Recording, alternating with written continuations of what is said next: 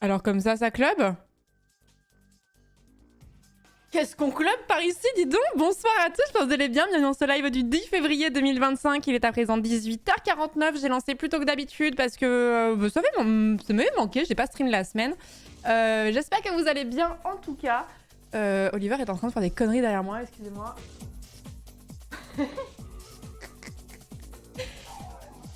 Il a sa petite tête dans le bac à jouer. Bonsoir à tous, j'espère que vous allez bien. En tout cas, bienvenue dans ce lundi du coup 10 février 2025. Il est à présent 18h50. J'espère que vous avez passé une bonne semaine. J'espère que vous avez passé un bon week-end. Bon courage pour la semaine en cours. Ce soir, on se retrouve pour papoter quelque peu. Et ensuite, normalement, on devrait faire la soirée du lundi. Je dis normalement parce que nous attendons des réponses. Nous attendons des réponses. Voilà. Merci d'être là, en tout cas, merci beaucoup. Qu'est-ce qu'il y a, mon lapin? Qu'est-ce qu'il y a? Qu'est-ce qu'il y a? Et lui, il m'a beaucoup manqué aussi, mon amour. Hein, oui, mais toi, tu veux jouer, mais c'est pas le moment de jouer. C'est pas le moment de jouer. C'est pas le moment. Bref, je sais plus ce que je disais. Donc, je n'étais pas là de la semaine dernière parce que j'étais au festival du court-métrage. Je participais en tant que jury. Ce n'est pas encore maintenant que je vais participer en tant que réalisatrice, mais peut-être un jour, on ne sait pas. J'avais été choisie pour être jury, donc je n'ai pas été là de la semaine et j'en ai profité pour profiter du festival parce que depuis que je ne vis plus à Clermont, je n'en profite plus de la même façon, donc ça m'a fait un peu plaisir. Et me voilà de retour pour un planning qui va être relativement plus normal parce que là j'aurai moins de déplacements à venir. Merci Equil pour le 23e mois de sub, merci beaucoup. Oui, mais je sais que tu veux jouer, mais on peut pas jouer tout de suite là. Merci Equil pour le 23e mois de sub, Sangelios pour l'année de sub, merci beaucoup, c'est gentil. Merci ma Still Knife pour le 20e mois de sub, Lovac pour le 26e mois. Et tu veux monter? Oliver, il sait pas ce qu'il veut. Il sait pas ce que tu veux, mon amour. Tu veux jouer, d'accord, ok, très bien. Merci beaucoup, The Duke of God. Merci beaucoup pour le The Duke of God pour le 9e mois de sub. Merci beaucoup, c'est gentil. Merci Alien The Zerg pour le 10e mois. Ragri, merci beaucoup pour le 14e mois de sub. Val de Métal pour le 35e mois. Merci Vidia pour le 22e mois. Brioche pour le 10e mois de sub. Merci Antoine pour le 65e mois de sub. Vieux de la vieille encore, merci beaucoup. Pierre 3 en plus, merci beaucoup. Merci Drago pour le 6e mois de sub. Merci Sper pour le 39e mois. Fitzgerald pour le 35e mois de sub. Nesby pour le 31e mois. Full Kawaii Potato pour le 17e mois de sub, merci beaucoup. Merci Nevermind pour le 5e mois. Romax pour le 34e mois. Cyrus pour le 27e mois. Julien pour le 45e mois. Yabada pour le 47e mois. Nidemer, merci beaucoup pour le Prime. Bienvenue dans la communauté, merci beaucoup. Merci Sigmund Freud Hater pour le 33e mois. J'aime toujours autant ce nom de pseudo. Merci beaucoup Baby pour le 45e mois. Putman pour le 31e mois. Le Chaotique Neutral pour le subgift, merci beaucoup. Merci pour le train de la hype qui l'accompagne. J'espère que vous avez passé une bonne semaine. Bon, c'est passé vite en vrai. Donc, c'est pas comme si j'étais partie pendant 3 semaines. Mais c'est vrai que quand ton quotidien, c'est le streaming et que tu t'absentes pendant une semaine, t'as l'impression que ça fait super long. C'est très étrange. Merci Putman, c'est gentil. Merci beaucoup. Et du coup, là, on a bien une bonne heure et demie devant nous. Avant d'être contraint par des deadlines, quoi. Par des temps. Voilà, je vais pouvoir vous parler un petit peu. Je t'avais oublié, mais je m'en doutais. Une semaine sans Oliver, c'était horrible. Bah oui, c'est Oliver qui vous a plus manqué que moi, en fait. Je le savais, hein.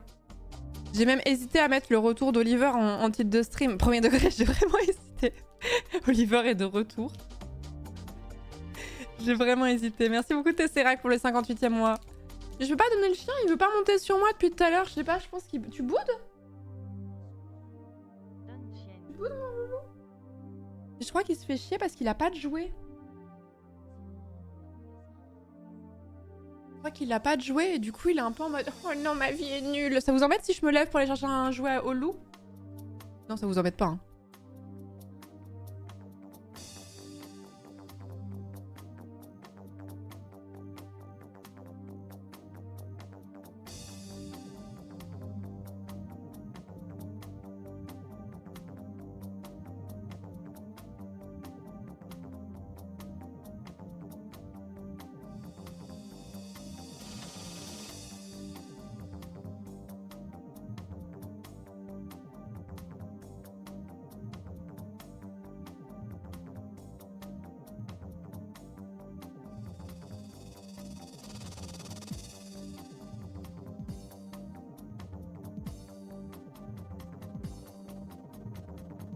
Je crois qu'il est content.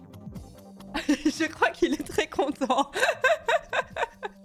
On voit la petite queue qui remue dans l'angle là. Oh mon amour. Et comme la balle est hyper grosse dans sa gueule, je t'entends faire...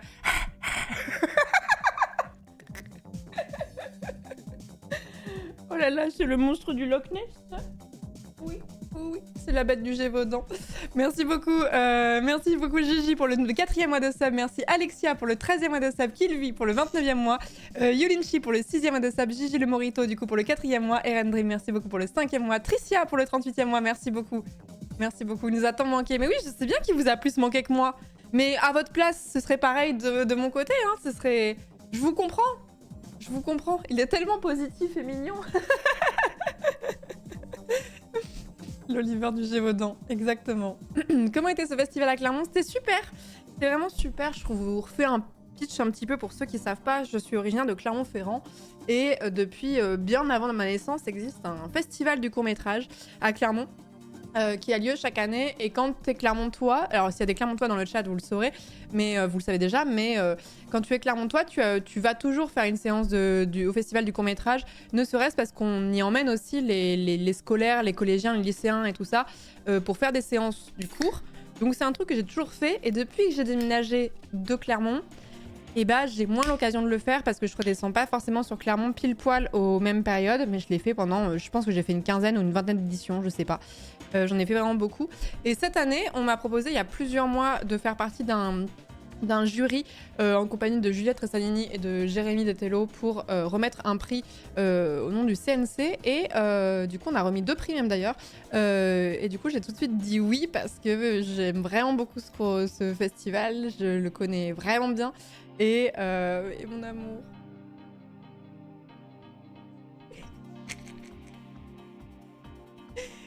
Je le connais vraiment bien et du coup ça me faisait plaisir et surtout ça a changé un petit peu de ce que j'avais l'habitude de faire dans le sens où mon quotidien c'est beaucoup de streaming, des fois on fait des choses un petit peu différentes dans le sens où c'est pas forcément pareil d'intervenir comme on avait fait le live avec les oiseaux, la Dulcia par exemple, c'était assez différent de ce que je fais quand je fais juste du gaming, mais jury c'était une première et du coup c'était vraiment très sympa, sachant que la sélection était vraiment très intéressante. Pour ceux qui savent pas trop, à chaque fois qu'il y a une séance, en fait, tu vas pas regarder un seul court-métrage, tu vas avoir une sélection de courts-métrages, 5 ou 6, ça dépend des durées, et à peu près chaque séance dure environ 1h30. Du coup, notre séance a duré à peu près 1h30, si je dis pas de bêtises, et tous les courts-métrages qu'on a regardés pour la séance qu'on a récompensé sont dispo sur YouTube. Donc la question que je me posais, c'est que est-ce que je voulais... Alors pas ce soir parce que du coup on n'aura pas le temps, mais est-ce que je fais une session où je vous les montre du coup comme ils sont dispo en libre accès sur YouTube? Parce qu'il y a plein de courts-métrages qui sont pas disponibles en accès libre. J'ai tout le programme là. Parce qu'il y a des questions de droit et tout ça. Il y en a qui sont assez difficiles à trouver parce que bah voilà, ça dépend des diffusions. Et il y en a tellement que j'ai vraiment aimé et que j'aimerais vraiment que vous puissiez voir, mais je crois pas qu'ils sont forcément disponibles sur YouTube ou sur Internet en général. Mais ceux de notre sélection, par contre, sont tous accessibles. Donc je me dis que ça pourrait être sympa. Ça pourrait être sympa de se consacrer genre une petite heure et demie dans la semaine à faire ça, quoi. Merci beaucoup The Vampire pour le 37e mois de sub. Merci Tricycle pour le 9e mois de sub. Uma pour le 31e mois. Silendil pour le 31e mois. Gradbull pour le 26e mois. DJ pour le 42e mois de sub. Merci beaucoup, c'est gentil. Merci beaucoup. Salut à tous ceux qui arrivent. Il faut que je change ma résistance de clope parce qu'elle est vraiment foutue.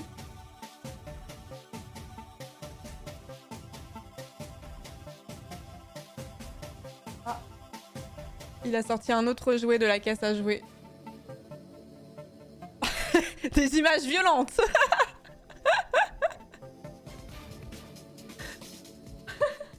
Ceci, quand les animaux font ça, sachez qu'on trouve ça extrêmement mignon, mais sachez que ça consiste à une mise à mort. Voilà. C'est le secouer la proie comme ça dans tous les sens, c'est littéralement pour briser les cervicales de la proie. Mais c'est trop chou. Mais là, Oliver est juste un dangereux psychopathe, quoi. C'est ni plus ni moins. Bax a dit hier qu'il y avait du CK3 qui s'organise pendant 4 soirées à partir de ce soir. T'en fais partie, Florence? Non. C'est... Crusader Kings 3, c'est...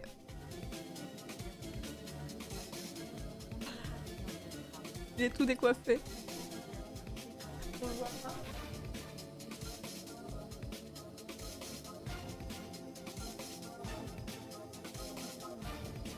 Et merde. J'aurais pas dû bouger le truc. J'ai tout décoiffé. Qu'est-ce que je disais? Je ne sais plus. Oui, c'est Domingo qui a proposé à certaines personnes de faire du Crusader Kings 3. Et en vrai, je n'ai pas fait assez, je pense, pour faire toute une semaine de multi comme ça. Ça m'aurait plu, mais il aurait fallu, je pense, un peu plus le jeu, je pense. Et non, je n'avais pas parti. Je crois qu'il y a Domingo, Presea, Rivenzi, Baguera, Poney Club. Est-ce que j'oublie quelqu'un? Je sais plus. Je sais plus. J'ai réussi à aller voir la sélection EU le dernier jour, c'était top 1. C'est quelle sélection sur laquelle tu étais jury? C'était la sélection pop-up. Donc la sélection pop, c'était celle-ci là. Attendez, je regarde s'il n'y a pas mes annotations. C'est celle-ci. Hop, avec Anekoï, Crush, etc.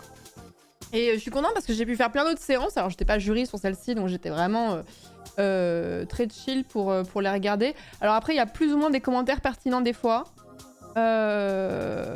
Mais j'en ai vu, je crois que j'ai vu 6 ou 7 séances, je sais plus exactement. Et il y en a un, oh, putain, il y en a un, j'ai marqué au secours, c'était abominable. Pas dans la sélection où j'étais jury, hein, ils étaient tous bien, mais une séance où j'étais juste spectatrice. J'ai mis au secours, c'était abominable. Bah forcément, t'as pas tout qui te plaît, quoi, c'est normal. Merci beaucoup Baguette pour le 57e mois. Merci beaucoup, merci Amy pour le 30e mois de sub. Nukes pour l'année de sub, merci beaucoup. Merci le petit coq de pays pour le 25e mois. Merci Hello Sunshine pour le 14e mois de Prime. The Vampire pour le 37e mois, merci beaucoup. Mais c'est les trucs expérimentaux, ça... Non, c'était même pas expérimental, c'est juste que j'ai trouvé que le propos était horrible. J'ai juste trouvé que le propos était horrible et c'était très très lent pour... En plus, ça abordait des thèmes qui étaient vraiment... Enfin... lourd quoi. Ça va le chien fou là? Je te vois dans mon retour. Mais oui, il y a des trucs expérimentaux aussi qui sont un peu spé quoi. Oui, je sais bien, Dodidod. J'avais lu, je sais plus où, que si les chiens aiment les jouets qui queen, c'est parce que ça leur rappelle les cris d'agonie de leur proie. Exactement. Tout à fait. Et d'ailleurs, si on a des chiens et qu'ils ont des jouets qui queen, il faut pas leur laisser en libre accès tout le temps parce que ça a tendance à les exciter et ils ont du mal à se poser un petit peu. Voilà. C'est quel thème cette année déjà? Il y avait la mise en avant du Liban, il y avait... J'ai pas fait... Il y avait pas mal de séances orientées autour du son et j'ai pas eu l'occasion d'en faire et je suis un peu deg. Un petit peu deg. Mais j'ai l'impression que globalement, je suis biaisée parce que, comme je viens de Clermont, on a toujours consommé du court-métrage. Mais j'ai l'impression qu'il y a plein de gens qui consomment pas du tout de court-métrage. Ou alors, c'est vraiment quand vous aimez un réalisateur en particulier, vous allez voir dans sa filmographie ce qu'il a fait et vous allez essayer de voir les courts-métrages de l'époque. Par exemple, moi j'étais ado, j'étais extrêmement fan de Tim Burton. Et du coup, j'étais allée regarder... ces courts-métrages du type Frankenweenie qu'il a fait maintenant en long-métrage, mais à l'époque il n'y avait qu'un seul court. Et surtout Vincent, qui est l'un de mes courts-métrages préférés d'ailleurs. J'adore Vincent, qui est le premier court-métrage de Tim Burton, si je dis pas de bêtises. On sent déjà toute la patte du truc. Et c'est vraiment très cool. Je suis désolée, mais j'arrête pas de me retourner parce qu'Oliver fait que des bêtises. Alors d'habitude, il est assez posé quand je suis en live. Mais je l'ai pas vu de la semaine, donc je pense qu'il est un petit peu aussi... Il est un petit peu pas dans son assiette. Je pense que ça l'a pas mal inquiété que je sois pas là. Mais globalement, j'ai l'impression que les gens regardent assez peu de courts-métrages, d'une manière générale. Je comprends, Only Clem. Je viens de Sens, on avait notre festival du court-métrage tous les ans également. Oui, j'en ai entendu parler il y a 2 jours. Je savais pas qu'il y avait un festival du court-métrage à Sens. J'y allais tous les ans avant de partir de la ville, c'était trop cool. Ouais, c'est vraiment sympa.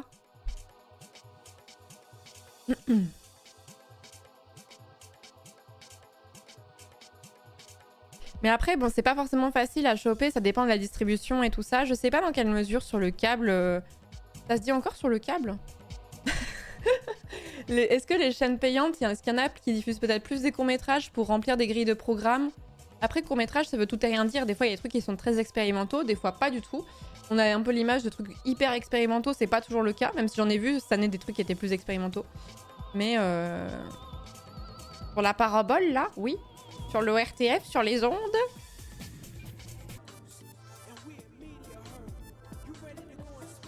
Je crois qu'il y en a un petit peu sur Netflix aussi. D'ailleurs, ça m'a fait rire parce que... Canal+ a toujours été un partenaire du festival du court-métrage, si je dis pas de bêtises. Et en fait, à chaque début de séance, il y avait une annonce Canal+ pour faire la promotion des services Canal+, qui je crois en plus ont vachement aidé financièrement le festival cette année, si je dis pas de conneries. Et à chaque fois qu'il y avait le logo Canal+, la salle ne restait pas de marbre. Et en fait, dans le trailer, à un moment, il y a une nana qui dit c'est quoi la prochaine étape? Et à ce moment-là, toute la salle hurlait virez Bolloré. J'ai fait 6 ou 7 séances et à chaque fois, ça a été le cas.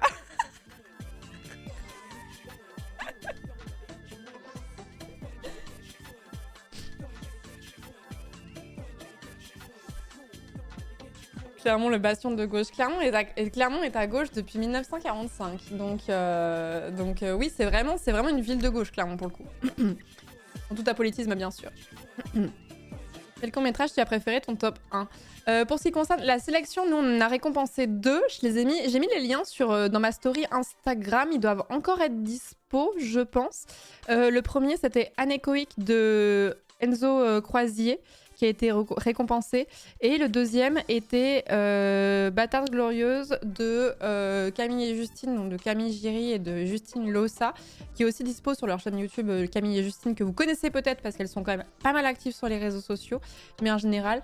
Donc j'ai beaucoup aimé ceux-là. Pour les autres, en fait, je peux pas détailler le choix du jury, la sélection, parce que les délibérations, c'est des choses qu'on n'est pas censé donner en privé. En ce qui concerne les courts-métrages que j'ai vus, hormis cette séance-là où j'étais jury, j'ai particulièrement aimé un qui s'appelle La généalogie de la violence, si je dis pas de bêtises, qui a reçu plusieurs prix, donc j'espère qu'il va avoir une diffusion un peu plus accessible, qui dure une vingtaine de minutes. Ouais, Généalogie de la violence, de Mohamed Bourouissa, et je pense que c'est l'un des premiers que j'ai préféré voir, hormis ceux que j'ai vus dans la séance du jury. Il y a Mort d'un acteur aussi qui était vachement sympa. Mort d'un acteur, Ambroise Rateau. Moi je sais, coucou Julie, tu vas bien. Il y a une page sur notre site aussi qui regroupe tous les films pop-up en compète cette année. Ouais.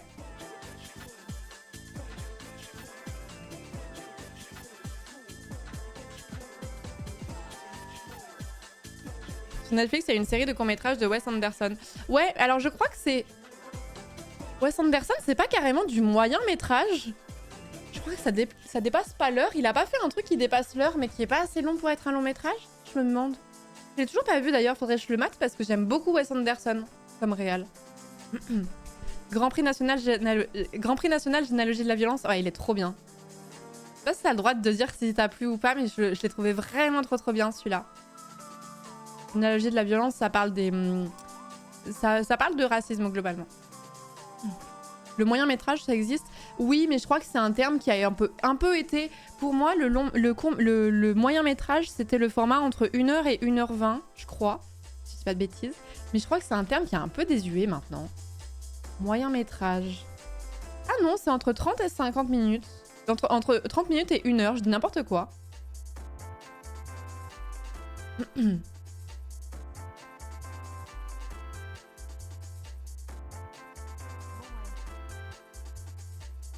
Aux US, un long métrage, c'est au-dessus de 40 minutes. En France, c'est 1 heure. Voilà, c'est ça. En vrai, le moyen métrage, ça n'existe pas vraiment. Ouais, je suis un peu d'accord. Pour moi, c'est soit du court. En dessous d'une heure, c'est du court métrage. Long métrage, c'est au-dessus d'une heure. Voilà.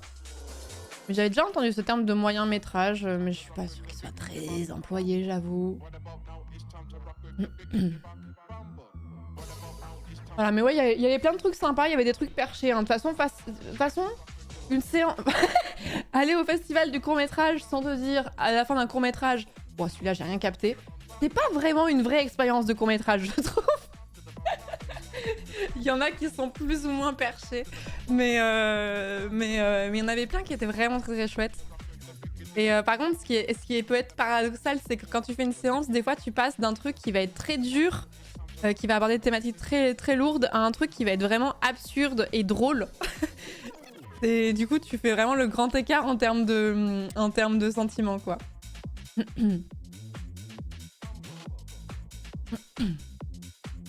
C'est lequel que tu n'as pas aimé? Il est en sélection française en plus, je crois. Christos Anesti. Je suis désolée, c'est du grec. Christos Anesti. F7, le 2. Pardon, excusez-nous. C'est même pas que je l'ai pas aimé, c'est que je l'ai haï de toute mon âme.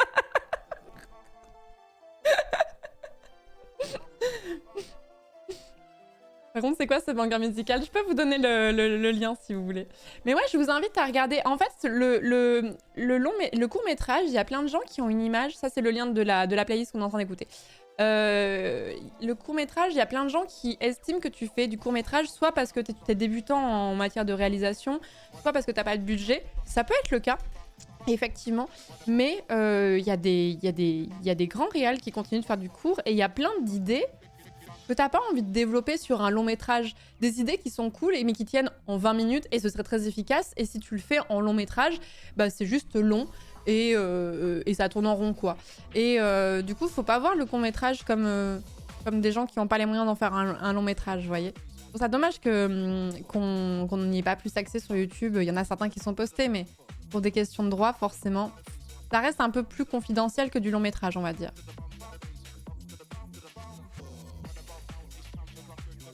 Vous pouvez aller voir sur Univers Court sur YouTube, il y a de chouettes cours à voir, ouais. Ouais, vous pouvez classer par les plus vus et puis zou, quoi. Un court-métrage, c'est un peu laboratoire. Ça dépend, oui et non. C'est un peu comme la comparaison de nouvelles romans. Oui, c'est vrai. Oui, c'est vrai, totalement. Clairement, il y a certains longs métrages qui gagneraient à être au format court. Je suis tout à fait d'accord avec toi, Torneuse. Je suis tout à fait d'accord avec toi. Ouais, il y a des choses où l'idée, tu l'as compris assez rapidement et ça aurait pu être plus... On aurait pu couper un peu dans le gras, quoi. Hein.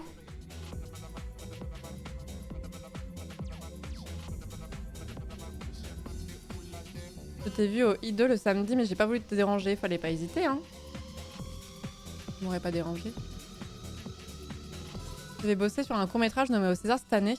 Autant vous dire que j'ai le seum. Oh no! Ouais, c'était vraiment du court-métrage, mais Love, Death and Robots sur Netflix, c'était très cool. Presque chaque épisode était dans l'histoire unique, donc court-métrage. Bah, il me semble que ça dure pas une vingtaine de minutes chaque épisode. Donc si, c'est du court-métrage, hein, techniquement. En plus, les réalisateurs, ils changeaient entre chaque épisode, si je dis pas de bêtises, non? Vous me corrigez si je dis une connerie. Durée entre 7 et 18 minutes, c'est la définition même du court-métrage, hein. Totalement du court-métrage, hein. Les sélections et le labo étaient super. Putain, moi, c'est pas un truc que je regarde en général, mais...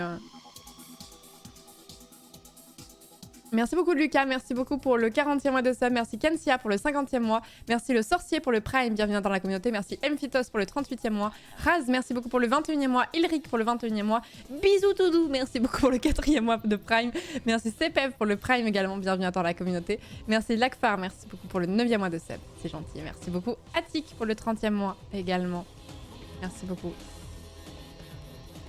Les studios d'animation ont changé entre chaque épisode. Ah mais si, mais je suis en train de penser que vous avez tous déjà maté du court. Vous avez jamais maté les courts-métrages de Disney par exemple? Ou de Pixar, pardon, plutôt Pixar même d'ailleurs. Les courts-métrages de Pixar, des fois ils sont disponibles en bonus sur un DVD ou Blu-ray. Et il y en avait qui étaient accessibles sur YouTube à un moment donné, je crois. Et je me demande même si j'en ai pas déjà vu avant des films au cinéma. Au début des VHS.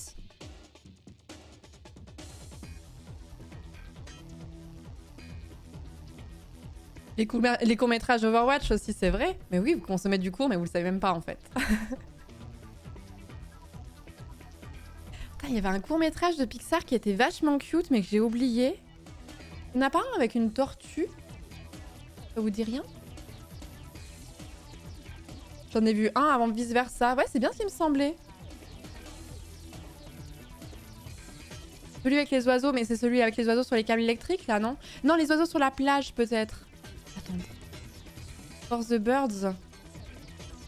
Ils sont super, les courts-métrages de Pixar, en général, en plus. Hein. Non, je pensais pas à celui-là. Celui-là, c'est l'un des plus connus, effectivement. Ce court-métrage de Pixar, c'est l'un des plus connus. Mais...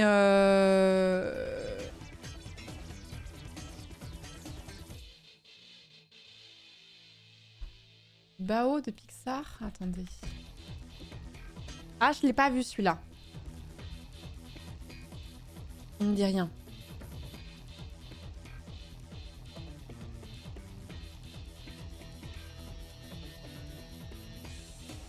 Regarde-le, il est sublime. Bah ouais, je n'avais pas connaissance, mais je vais le regarder, ouais. Bah ouais, il fait pleurer. Piper 100%. Ah oui, c'est ça, Piper. Oui, c'est... Qu'est-ce qu'il est mignon. Oh non, c'est bon, j'ai retrouvé. C'était pas une... Oh, il est trop chou, celui-là. Il est incroyablement beau en plus de ça. Il est incroyablement chou. Mais oui, mais si vous avez tous maté du court-métrage, parce que vous avez forcément vu un court-métrage de Pixar. Je sais pas à quel point ils sont disponibles sur YouTube. Ah, je sais qu'à un moment, je crois qu'il y en avait. Mais peut-être qu'ils sont dispo sur Disney+, si vous avez.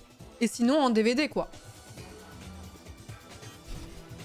Merci Solomon Grundy, merci beaucoup pour le 38e mois de sub. Merci Comptable pour le 34e mois. Elvieux pour le 15e mois de sub. Merci beaucoup Canton Belliqueux pour le 40e mois de sub. Vota Corsa pour le 47e mois, merci beaucoup. Pour le 17e mois, pardon. C'est vieilli.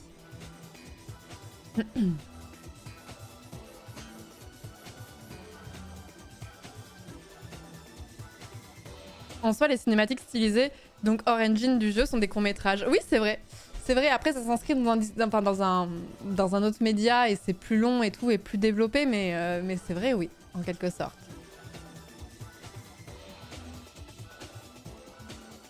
En vrai, les annonces des nouveaux persos sur Valorant, c'est des cours. Oui, aussi. Tu étais jury sur les cours internationaux ou français? Non, une autre sélection.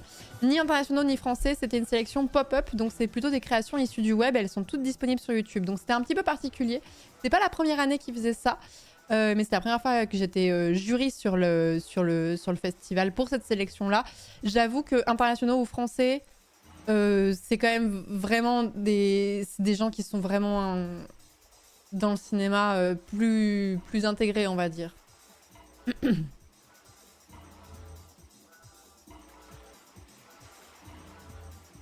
Je suis en train de perdre ma pantoufle. Et du coup, tu te sentirais d'en réaliser un, toi, de court-métrage? Mais je l'ai déjà fait, c'est ça le pire.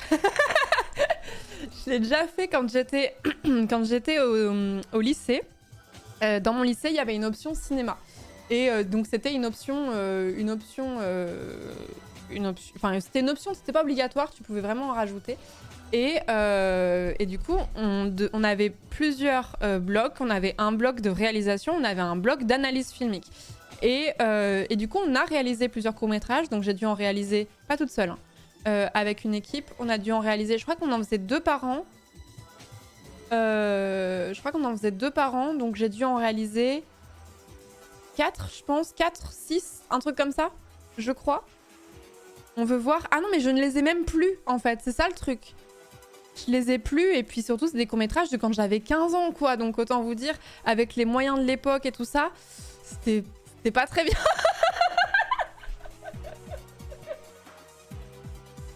C'est qui ton prof? J'avais comme prof, un prof qui s'appelait Menard et un autre qui s'appelait Garlesquin. Et Garlesquin, c'était vraiment le GOAT of all time.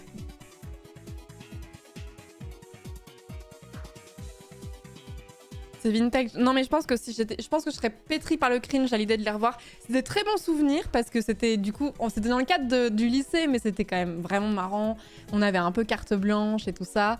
On pouvait s'amuser à mettre des musiques connues si on avait envie de mettre des musiques connues ou ce genre de choses. Et par contre, on a fait des trucs qui étaient très branlettes aussi, je pense. Hein. Putain, il y a quelqu'un qui connaît Garlesquin Matan, le prof d'anglais de fou. Incroyable ce prof. C'est le. Mais putain, il y a plein de gens qui le connaissent, ça pue. C'était l'un, il tombera jamais sur cet extrait, mais de tous les profs que j'ai eu dans ma vie, c'était vraiment l'un de mes préférés. Il avait vraiment une personnalité et en plus c'était un prof d'anglais. Alors pour ceux qui n'ont pas la rêve, que je vous mette un peu au parfum, c'était un prof qui était un prof d'anglais mais qui nous faisait aussi de l'analyse filmique le soir. Et c'était pas du tout quelqu'un qui était pédant dans son approche du cinéma. C'est-à-dire que tu peux t'imaginer que dans le cinéma, dans une option cinéma au lycée, on va peut-être te montrer que des trucs un peu austères, du cinéma muet, du cinéma soviétique ou ce genre de choses, un peu chiant. Non, nous on avait étudié Beetlejuice par exemple. C'était un prof qui était très fun et du coup il nous a montré des classiques du cinéma. Je me souviens qu'on avait étudié Citizen Kane par exemple, mais il nous montrait aussi des trucs qui le faisaient kiffer et genre Beetlejuice ça le faisait kiffer. Donc c'était une approche qui était vraiment pas du tout élitiste du cinéma, comme on aurait pu imaginer certains profs de ciné quoi. Doucement sur le cinéma soviétique. Non mais, vous voyez ce que je veux dire quoi. Je veux dire, quand t'as 15 ans, c'est pas ce qui te fout le plus la gaule, quoi. Ah, il faisait en prépa aussi. Je savais pas qu'il faisait la prépa. En parlant de prof, tu te rappelles des profs de ta licence? Oui, bien sûr. J'étais dans quel lycée? J'étais à Blaise. Comprendre d'où vient ce cliché, mais les meilleurs films muets, c'est souvent des très chouettes et pas austères. Non, mais je suis d'accord avec toi, on en a fait aussi, mais il faut pas oublier qu'on s'adresse à des jeunes qui ont entre 15 et 17 ans. Donc, le cinéma muet, à cet âge-là, c'est pas forcément ce qui te parle le plus. Je me souviens qu'on avait aussi étudié The Dark Knight, par exemple, de Nolan. Donc, ce genre de film, c'était quand même vachement plus facile d'intéresser les étudiants pour ensuite les emmener et nous montrer, genre on avait étudié Nanook l'Esquimau par exemple, mais quand t'as déjà eu la confiance, enfin quand t'as déjà été intéressé par ton prof parce que t'as fait The Dark Knight ou Beetlejuice, t'es plus enclin après à étudier Nanook l'Esquimau. Donc en vrai, c'était vraiment une très très bonne idée de faire ça.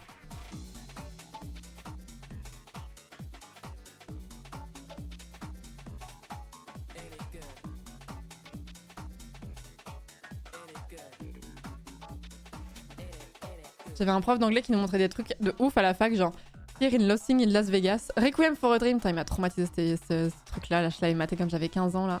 Même moins, je crois. Trainspotting.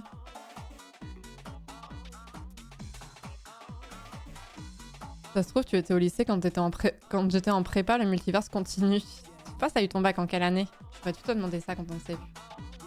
Vous avez étudié la mort de Marion Cotillard? Non, parce que c'est pas dans The Dark Knight, c'est le suivant, j'ai oublié son nom. Nous, on avait étudié celui avec Heath Ledger. Et j'ai oublié 2008. Ah ouais, non, j'étais au collège-lycée, ouais. Returns, voilà, c'est ça. Non, Rises, pardon. La mort de Marion Cotillard, c'est dans Rises. Mais Hot Take, je ne trouve pas spécialement que ce soit la faute de Marion Cotillard, cette mort, on s'est beaucoup moqué d'elle. Je trouve que le problème, c'est le directeur, c'est la personne qui l'a dirigé en termes d'acting. C'est le monteur qui a gardé cette scène-là et c'est la faute du réal, en fait. Parce que ce serait vraiment, c'est pas tant une hot take que ça. Bah, à l'époque, ça l'était clairement, hein. Et genre, enfin, Marion Cotillard, c'est pas une mauvaise actrice, tu vois. Donc, après, c'est pas parce que t'es un très bon acteur qu'il y a pas des moments où tu peux avoir des loupés ou ce genre de choses. Mais en fait, on s'est vraiment moqué d'elle alors qu'il y avait quand même plein d'autres verrous qui ont sauté et qui auraient pu... Il y avait intention de nuire, bah je me demande presque, hein.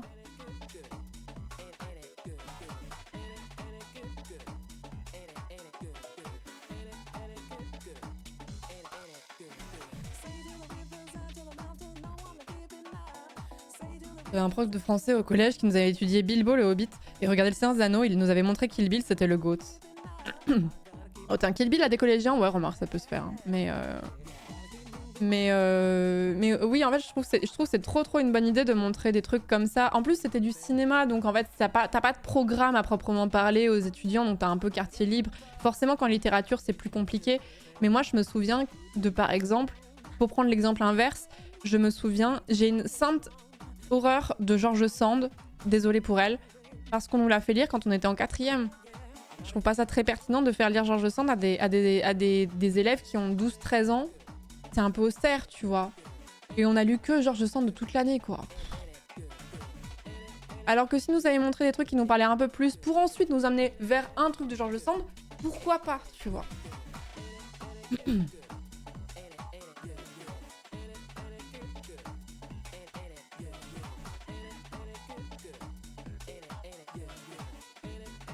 À l'écume des jours en 6e, ouais.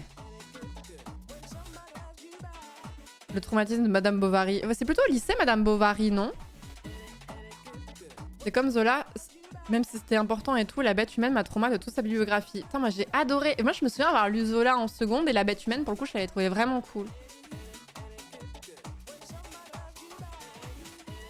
Elle, on a étudié Madame Bovary de Flaubert l'enduit. Tout le monde déteste Madame Bovary. J'ai trouvé l'assommoir assommant. Moi j'aimais bien, j'aimais bien Zola, moi. Mais par contre, je me souviens que pour le bac de lycée, le bac de lycée c'est compliqué, le bac de français pardon au lycée. Je me souviens qu'on avait vu des trucs quand même qui étaient si différents que tu pouvais trouver ton bonheur quelque part. Je me souviens qu'on avait vu, on avait lu du Ponge par exemple, c'était assez intéressant. La poésie de Ponge, j'ai un doute. Oui, Ponge. Non.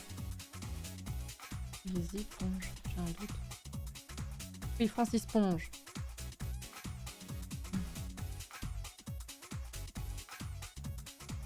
J'avais eu Candide, moi c'était intéressant. Ouais, moi j'ai passé mon bac sur Candide, j'ai passé mon bac sur, la faim. Il faut entretenir son jardin, il faut cultiver son jardin. Je me souviens que j'ai une très bonne note à cet oral, donc je flex parce que je crois que j'avais eu 16 ou 18, je sais plus, j'avais eu une super bonne note. Et du coup, j'étais trop contente parce que je sentais pendant mon oral que je réussissais bien mon oral.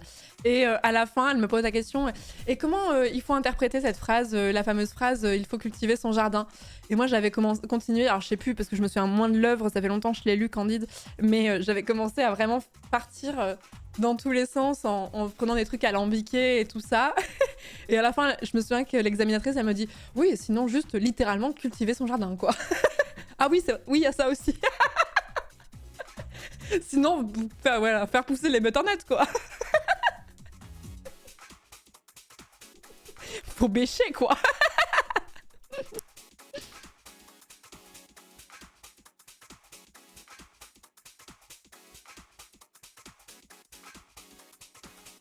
Ah, je l'ai mis dans ma wishlist il y a pas longtemps, Dragoral. Ma prof de première nous avait recommandé de lire L'insoutenable légiféré de lettres de Milan Kundera et c'est l'un de mes bouquins préférés ever. Je l'ai wishlist genre la semaine dernière.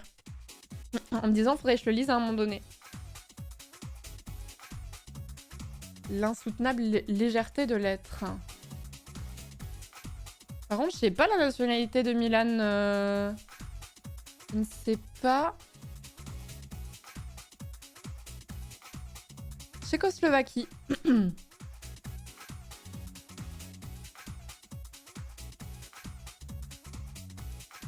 Ça se trouve, c'était juste du jardinage, maudite théorie de la mort de l'auteur.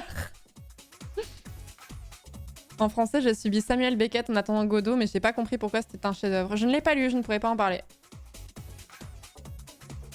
On a vu comme pièce de théâtre juste à la fin du monde, c'était vraiment trop bien à lire. J'aime vraiment pas lire du théâtre par contre. Faudrait que je réessaye, mais j'ai le souvenir que quand j'étais étudiante, lycéenne et en prépa, je n'aimais pas lire du théâtre.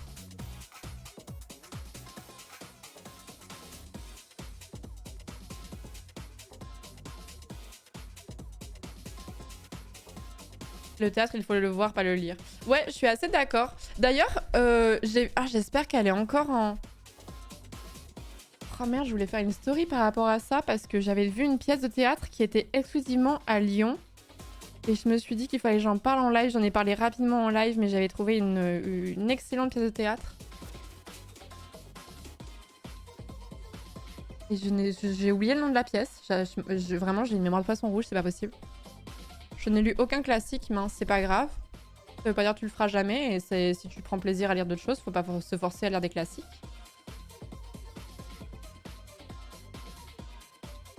Mais je regrette de pas aller plus au théâtre que ça. Faut que je prenne le réflexe de regarder les programmations de théâtre parce que je vis quand même à Montpellier, donc des théâtres, tu en as. C'est sûr que quand t'es à Lyon ou à Paris, t'as encore plus de choix. Mais bon, il y a quand même de quoi faire aussi à Montpellier, quoi. Nous, on allait un peu au théâtre, c'était pas mal. Après, une fois, sur une pièce de Molière, une actrice s'est mise à moitié à poil, alors c'était une sortie scolaire. Oh no! Non, il y a un truc, je me souviens, quand j'étais à Clermont, on allait voir des spectacles d'impro, de théâtre d'impro, et j'adore l'impro en théâtre, je trouve ça incroyable, ça ressemble un peu au streaming, c'est marrant. Faut aller voir tout ce que fait le metteur en scène, Thomas Ostermeyer. Je mets ce message de côté. Et je regrette, j'ai vraiment un trou béant en matière de culture, en matière de théâtre, et j'aimerais bien un petit peu combler ça. Ah, les spectacles d'impro, c'est tellement bien. Tu avais vu Improvergne ou l'avant-scène? Je crois que c'était Improvergne, je crois. Mais ça remonte, hein, c'était il y a plus de 10 ans. Merci beaucoup Trashix, merci beaucoup pour le 15e mois de sub, merci beaucoup. Merci beaucoup, merci Optigex, merci beaucoup pour le Prime, merci Segorex pour le 5e mois, Pafavec pour le 18e mois, merci Blackcool pour le 40e mois de sub, Gabou pour le 44e mois, Prism pour le 6e mois. Et du coup, j'ai une question. pour ceux qui regardent du théâtre plus souvent, comment est-ce que vous faites pour sélectionner les pièces de théâtre que vous allez voir? Parce que bah, si vous faites du théâtre et que vous avez un environnement comme ça, c'est des recommandations, mais pour les gens qui sont moins là-dedans, qui va au Petit Bonheur de la Chance, vous avez un site un peu de référence, un peu l'équivalent de Sens Critique, mais pour le théâtre, vous faites quoi? Le synopsis, tout simplement?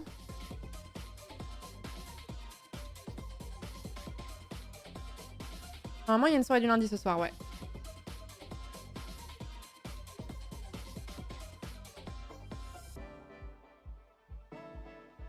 À Lyon, ça m'a fait rire ce message. À Lyon, une troupe avait fait Game of Thrones 2 saisons en reprenant des quartiers connus de Lyon, les canuts, etc., avec les Stéphanois comme ennemis.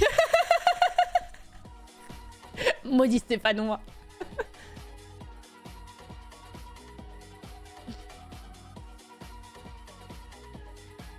On connaît les salles et on sait sur leur prog nous convient généralement. Oui, mais pour savoir si ça vous convient, c'est que vous êtes un petit peu allé au Petit Bonheur la Chance. En fait, je trouve que aller au théâtre, quand t'as plus l'habitude d'aller au théâtre ou quand t'as jamais trop pris l'habitude de le faire, c'est un truc qui est un peu effrayant par rapport au cinéma. En fait, je trouve que c'est une démarche qui est un peu plus difficile, peut-être parce que le théâtre, on a cette impression d'un côté plus... comment dire, plus élitiste.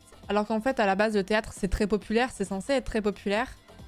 Mais je trouve que c'est moins évident d'avoir cette démarche-là. Genre, sauf si t'as des gens qui sont autour de toi vachement dans le théâtre et qui ont envie que tu l'accompagnes, tu vois. Faut faire un saut dans le vide, Florence. Non, il y a un truc que j'aimerais... Il y a plusieurs choses que j'aimerais bien faire à Montpellier. J'aimerais bien aller plus au théâtre. J'aimerais bien essayer de refaire du théâtre d'impro, enfin de voir du théâtre d'impro parce que j'en ai jamais fait. Et j'aimerais bien aussi aller voir du stand-up. Ça me ferait plaisir. Et après, il y a l'opéra, mais c'est autre chose encore. Il y a une scène nationale à Montpellier. Oh, j'en sais rien du tout.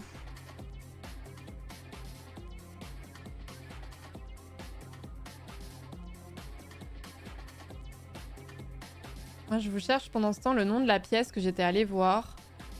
À Lyon exclusivement. Et je crois qu'elle est encore en... Elle est encore en tournée à Lyon. J'ai oublié le nom j'ai oublié le nom du théâtre, j'ai oublié le nom de la pièce, j'ai oublié le nom des acteurs. Il y a rien qui va.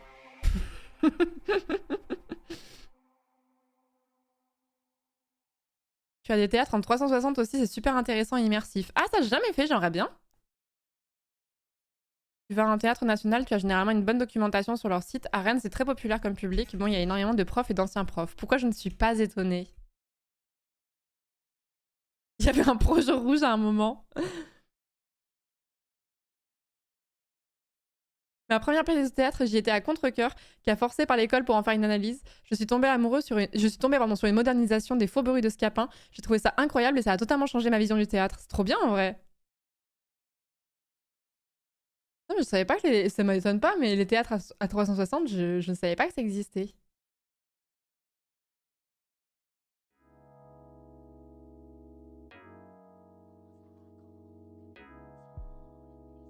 Ah, c'était une pièce de théâtre. Attendez, si, il y avait une histoire de barbier.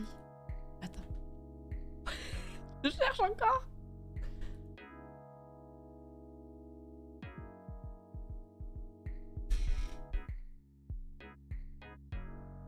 C'est bon, j'ai trouvé. Au théâtre de l'Odéon. C'est bon, j'ai trouvé. Au théâtre de l'Odéon. Alors ça c'est que pour les Lyonnais parce que je crois qu'hélas cette pièce n'est jouée qu'à Lyon. Mais si vous n'êtes pas loin, ça peut valoir le coup. C'est une pièce de théâtre qui s'appelle Le Petit Coiffeur. Le Petit Coiffeur par Daguerre. Et Jean-Philippe Daguerre, c'est un nom qui est connu ça quand même. Hein. Même si on s'intéresse pas trop au théâtre. Non là il est connu. Et Le Petit Coiffeur, c'est vraiment une... Enfin, j'ai vraiment adoré, et du coup, je vous conseille. Et je trouve que c'était une... Je trouve que c'était plutôt accessible comme pièce de théâtre pour des gens qui y seraient peut-être jamais allés. Voilà. Le Petit quoi?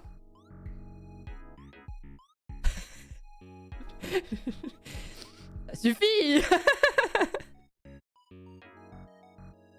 Il me semble qu'il y a une forte baisse du budget de la culture dans l'Hérault en ce moment.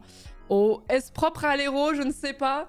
N'y a-t-il pas des coupes budgétaires dans la culture en manière générale à l'heure actuelle, quel que soit le médium et quelle que soit la région et quel que soit le département? Hélas. Perso, à Montpellier, j'adorais aller voir du stand-up et il y a des personnes franchement drôles et c'est souvent dans des bars où tu peux boire tranquillou et rire entre amis. T'as les noms, Gustave? Je sais qu'il y a pas mal de Montpelliérains dans le chat, donc si t'as les noms des endroits où t'es allé pour voir du stand-up, je suis preneuse.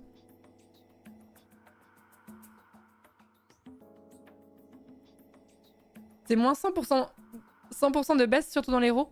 Ah.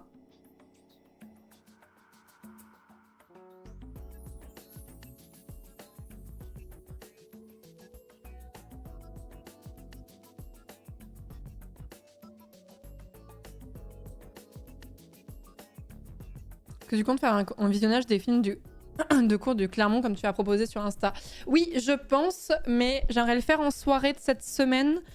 Et ce sera pas demain. Ce sera peut-être mercredi soir. Je pense que je vais le faire, oui. Je suis bien d'accord avec toi, 5KC. Entre les coupures de budget dans la culture et la montée de l'anti-intellectualisme, c'est la porte ouverte à quelque chose qui commence par F et ça fait peur. Ouais. Bah, généralement, quand on coupe dans la culture, c'est jamais très bon signe, hein, de manière générale. Ce qui était le cas depuis des années, mais là, c'est vraiment... on ratatine les budgets, quoi.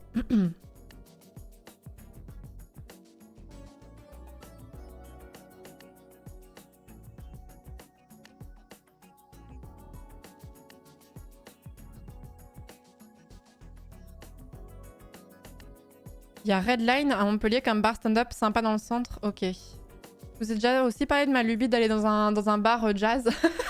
Je suis vraiment 30 ans, putain. J'ai envie de faire une soirée, j'ai envie d'aller au théâtre et ensuite j'aimerais bien aller dans une soirée jazz.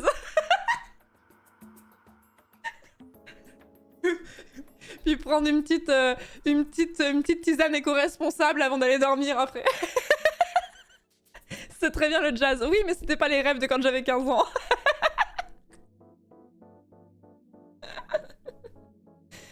Voilà, Londres, Florence, ça ira plus vite pour faire les deux, c'est vrai. C'est vrai.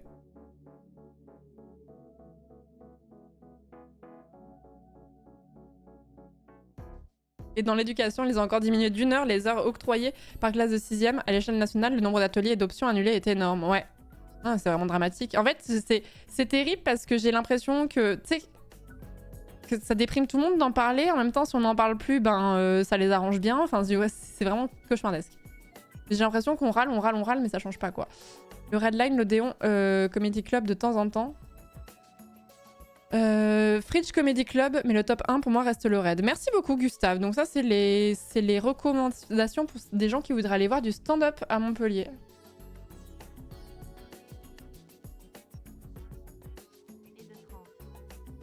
Et des soirées impro à l'anti-rouille. Du jazz au jam.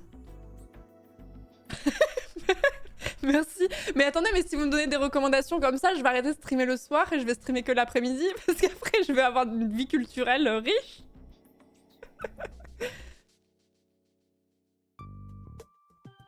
Merci Nar pour le 30e mois de sub, merci beaucoup. Merci Kratil pour le 51e mois, merci Rector pour le 9e mois, merci Océane Swifty, merci beaucoup pour le 6e mois, Lancelot du Lac pour le 20e mois, merci beaucoup. Si j'ai remercié après. Trashix pour le 15e mois, Optigex pour le Prime, bienvenue à toi dans la communauté, merci Segorex pour le 5e mois de sub, Paf avec pour le 18e mois. Je crois qu'après j'ai remercié, c'est bon. Mon goal c'est les bingo drag, j'ai pas encore fait de spectacle de drag. J'aimerais bien en vrai. J'aimerais bien, mais après, je suis... Enfin, c'est pas forcément le spectacle vivant qui m'intéresse le plus à l'heure actuelle, mais...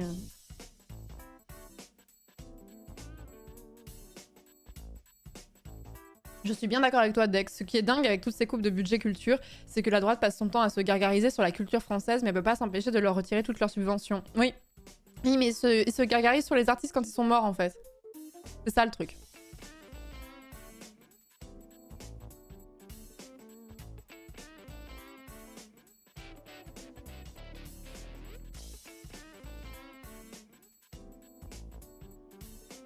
Ce sont des nécrologues, c'est ça. Non, j'ai jamais fait de spectacle de drague, mais après je vois ce que c'est et j'ai déjà vu des extraits, etc. et tout. Et en fait, le fait que le fait que ça mette autant en colère les gens qui sont vachement à droite, ça me donne vachement plus envie d'aller en voir en plus de ça. Mais c'est un autre débat.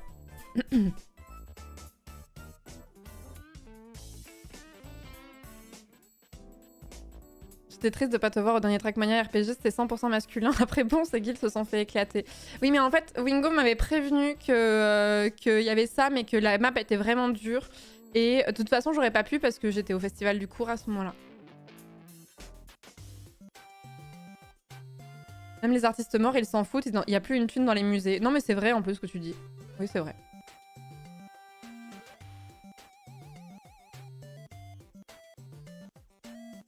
J'ai cru qu'on parlait de spectacle de drag, j'étais confuse. Non, on parlait des drag queens et des drag kings aussi. Mais généralement, les drag queens ont plus de visibilité que les drag kings. Et voilà. Mais j'ai l'impression que ça existe depuis... Enfin, ça existe depuis giga longtemps, mais j'ai l'impression que c'est vraiment devenu re-giga hype, notamment grâce à Drag Race France. Mais qu'avant, on en parlait vachement moins. Ça veut pas dire que ça existait pas, mais j'ai l'impression que ça avait... C'était plus niche, en fait. Et maintenant, c'est un peu plus grand public.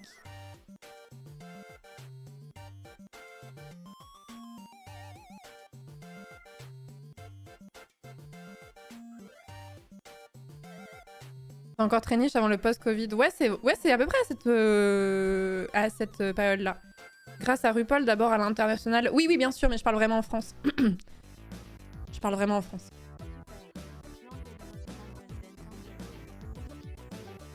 En France aussi, on appelait ça juste avant des artistes de cabaret. Oui, bah après, il y a déjà cette appellation de drag queen, mais c'est vrai que les artistes de cabaret, c'était déjà ça à l'époque. D'ailleurs, il y a un souvenir, ça m'a... Enfin, j'ai lu un tweet qui m'a débloqué un truc par rapport aux drag queens.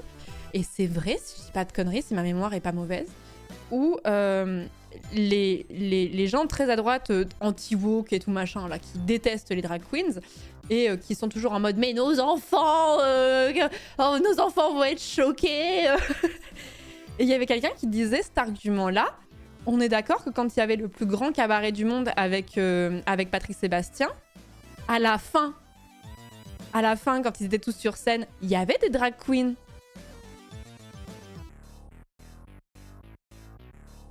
Et c'était dans les années, tout le début des années 2000. Et en fait, j'y ai repensé, je me suis dit, bah oui, c'est vrai. C'est vrai qu'il y en avait. Des danseuses de cabaret, il y en avait. En fait, il y avait plein d'artistes de spectacles vivants, en fait. Il n'y avait pas que des drag queens. Je suis sûre, les droitos seraient des hypocrites.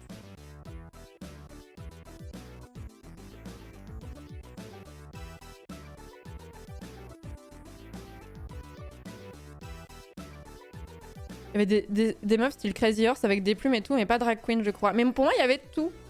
Pour moi, il y avait vraiment de tout. C'était vraiment un peu un hommage au spectacle vivant de manière générale, quoi. C'est génial, Patrick Sébastien. Mais moi, je trouvais ça... Ok, est-ce que c'est la hot take de l'année ou est-ce que c'est mes souvenirs d'enfance qui ont rendu le truc mignon?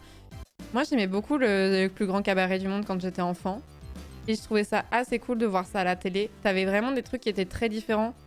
Genre, je parle pas forcément de Jeff Panaclock et tout ça, hein, mais t'avais quand même des trucs qui étaient vraiment avec des...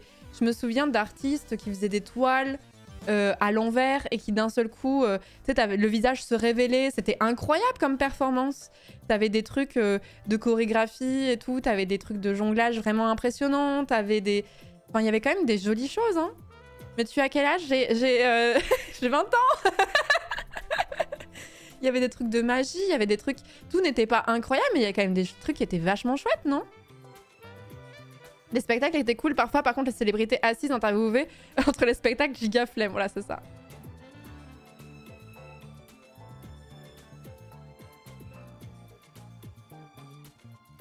Mais t'as vraiment 70 ans pour aimer ça? Bah, je suis désolée, mais je regarde plus à l'heure actuelle, de toute façon, ça n'existe plus. Mais je regardais ça quand j'avais une dizaine d'années. Et il y avait plein de trucs où je trouvais ça incroyable, de la même façon que quand on voit un enfant au cirque pour la première fois, il trouve ça incroyable, tu vois. Et je suis désolée, mais les arts du cirque, à partir du moment où ça implique pas d'animaux, moi je trouve ça incroyable. Genre l'un des plus beaux spectacles que j'ai vu de ma vie, et je pense que ça va rester le cas pendant un petit moment, c'est le spectacle. Quand on était allé à Las Vegas il y a 1 an et demi pour Final Fantasy XIV, on avait profité pour aller au Cirque du Soleil. Si jamais un jour vous allez dans un pays qui diffuse, enfin où il y a une représentation du Cirque du Soleil, allez-y, je vous en conjure, mais allez-y. Vraiment, je sais qu'il y en a à Montréal, je crois qu'il y en a aussi à New York, je crois qu'il y en a... Je me demande s'il n'y en a pas à Londres aussi. Il y en a à Las Vegas. Et c'est l'un des trucs les plus extraordinaires que j'ai vu de ma vie. Ça coûte cher, mais quand je vous dis c'est extraordinaire, je pèse mes mots. Vraiment, on est tous sortis du spectacle, on avait vraiment la bouche ouverte. J'avais l'impression d'être un enfant émerveillé, tellement c'était incroyable. Et du coup, c'est des arts du cirque où t'as beaucoup de trapézistes, de danseurs, de chorégraphes et tout. C'est sublime, vraiment, je vous jure, il faut que vous y alliez. C'est vraiment cher, hein, mais je ne regrette pas le moindre euro que j'ai mis dans ce truc-là, tellement ce spectacle était extraordinaire.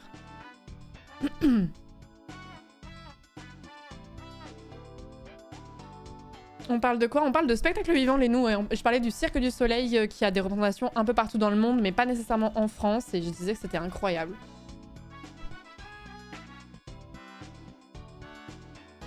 Et après, j'ai fait une petite descente parce que techniquement, les streamers sont plus ou moins des artistes. Enfin, on peut se rapprocher d'artistes, tu vois. Et le Cirque du Soleil, c'est aussi des artistes. Et je me suis dit, on fait vraiment pas le même métier du tout.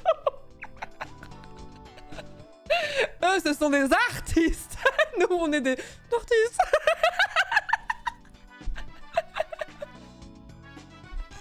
Faut vraiment le dire vite, quoi. Oh, le cirque du lundi, hein.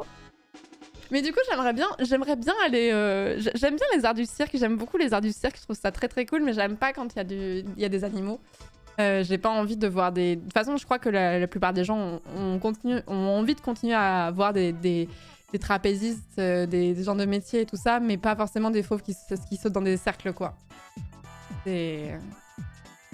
Interdire les animaux à présent... Ouais, je sais pas à quel point c'est possible. Genre un numéro de funambule. Enfin, vas-y, vu comme j'ai de l'équilibre, moi.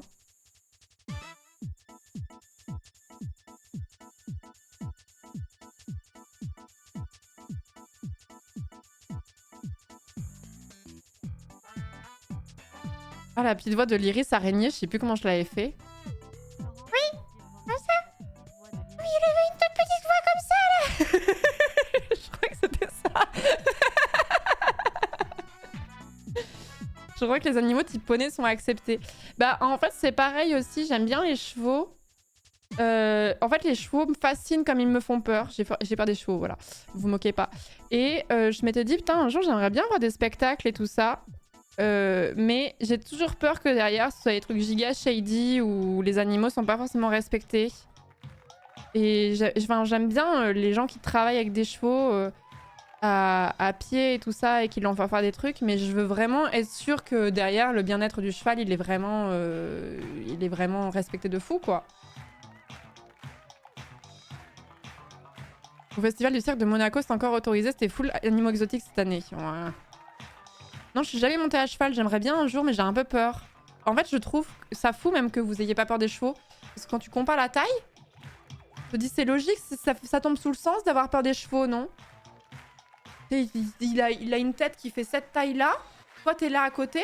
Au secours. Alors, ta base, je crois, c'est bien pour les spectacles de chevaux. C'est vrai ou pas?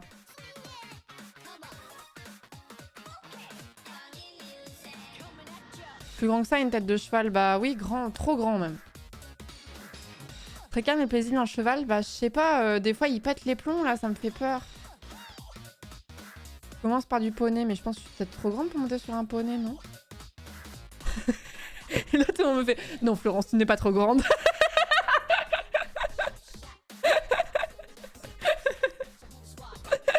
Merci Gustave pour le sub, bienvenue à toi dans la communauté, merci beaucoup, merci. Carton pour le 13e mois, Lesrod pour le 10e mois, JC pour le 22e mois, Tonton Wick pour le 7e mois de sub, Sick Parvis pour le 40e mois de sub, All-in pour le 9e mois, merci beaucoup.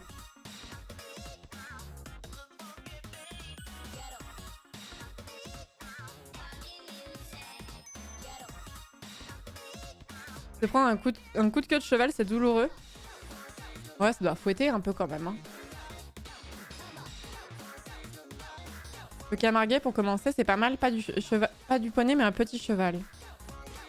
Non, mais un jour j'essaierai, mais en fait, si je le fais, il faudrait que je sois sûre que... En fait, je sais qu'il y a tellement d'affaires sordides dans les poney clubs, dans l'équitation en général. Il y a vraiment des pratiques qui sont vraiment choquantes dans l'équitation en général. Que si c'est pour monter sur un cheval, mais savoir que son bien-être est pas respecté, ça m'intéresse pas du tout. Donc il faudrait vraiment que je me renseigne à Bâle pour savoir les pratiques en question. Avec quelqu'un qui est vraiment tourné vers l'éthologie et ce genre de choses. Et pas des chevaux qui sont loués tout l'été pour aller faire un tour à des touristes et en fait qui ont les pieds en sang tellement ils marchent sur du bitume toute la journée et qu'ils en peuvent plus, tu vois. Vous voulez pas un jeu vidéo sur la gestion d'un hara? Si, s'il vous plaît, si vous avez de l'argent, j'aimerais bien un Alexandra Lederman, mais pour adultes. Genre un peu de la même façon que peut faire un Planet Zoo ou un Planet Coaster. Mais ça, mes versions hara. J'aimerais trop.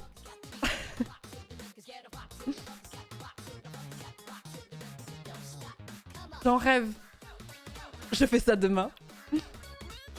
Peut-être trouver un endroit qui a cette cause à cœur et le visiter comme Ultia. Ouais, exactement. Non, mais en fait, moi, j'ai beaucoup de copines qui montent à cheval et qui m'ont expliqué toutes les dérives qu'il pouvait y avoir dans l'équitation. Alors, not all cavalier, bien sûr. C'est pas le cas de tous les poney clubs, de tous les cavaliers et tout ça. Mais il y a quand même des choses qui te calment un petit peu, quoi.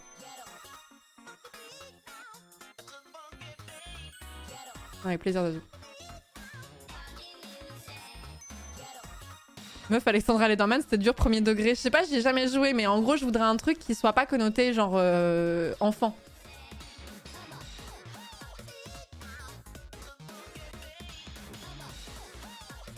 J'ai une reco full pépite.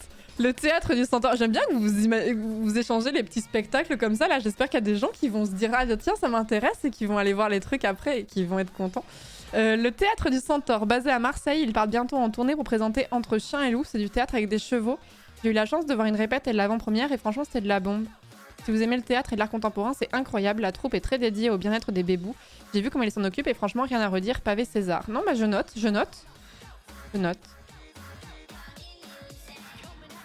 Regardez Grand Galop, je suppose. Même pas. Bah non. Non, mais j'aime bien les chevaux parce que j'aime bien les animaux en général, mais j'ai jamais été une passionnée de cheval comme... je sais que je sais qu'il y a beaucoup de petites filles qui ont cette passion du poney, ça n'a pas été mon cas. Goutaka.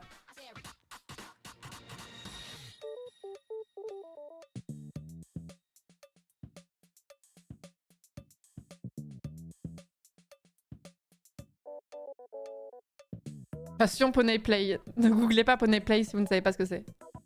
J'avais quelle passion? Moi, j'aimais tous les animaux en général. Et construire des petites maisons. J'ai fait un nombre incalculable de petites maisons. Je voulais être architecte quand j'étais enfant. Et du coup, je faisais des petites maisons dans tous les matériaux que je pouvais. Dès que j'avais un truc qui permettait de faire tenir 4 murs et un toit, je faisais Lego, carton, boîte à chaussures, coussins, j'ai tout fait.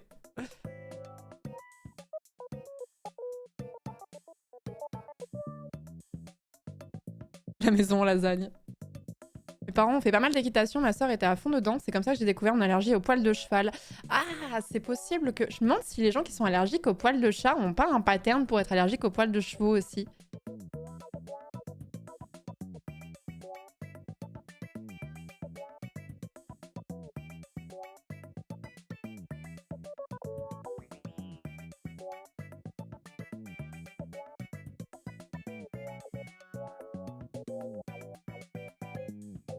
Je suis allergique aux deux. Je confirme pour les allergies. Ah, je suis abattue. Je suis abattue.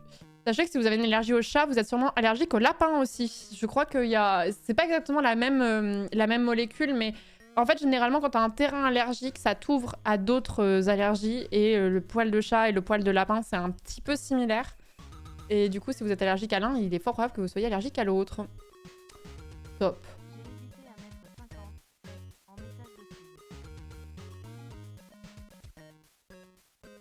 Et merci Lys pour le 57e mois, merci beaucoup. Merci beaucoup. Un pattern, tu joues trop à Elden Ring, Florence. Bah non, c'est faux, j'ai pas joué depuis une semaine, j'en peux plus là.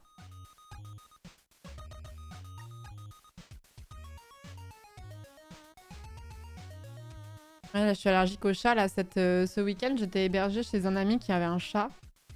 Et j'ai cru que j'allais canner. J'ai fait une giga crise d'asthme. Ça faisait longtemps que j'avais pas été mal face à un chat comme ça. Je suis un peu abattue parce que mon allergie au chat, j'avais l'impression de mieux la gérer qu'avant. Et que j'étais vachement moins allergique qu'avant. Et là, ce week-end, ça m'a fait comprendre que pas du tout. Hein. Les chats, c'est pas la salive qu'on est allergique. Si. Si. On est allergique à la salive des chats. C'est pour ça que les chats sans poils ne sont pas hypoallergéniques. Les gens pensent que les sphinx sont hypoallergéniques et pas du tout. Puisque la salive est allergène. Alors forcément, c'est moins allergène parce qu'il n'y a pas de poils partout. Mais leur peau, bah, quand tu les caresses, ils se font la toilette comme les autres et du coup, t'es allergique. Actuali. Bizarre pour les allergies groupées vu que l'allergie aux poils de chat vient de leur salive. Ce que je dis? Les chevaux, les lapins, ça se lèche pas pourtant. Bah, ils se font bien un peu la toilette quand même, malgré tout. La lessive, le chat.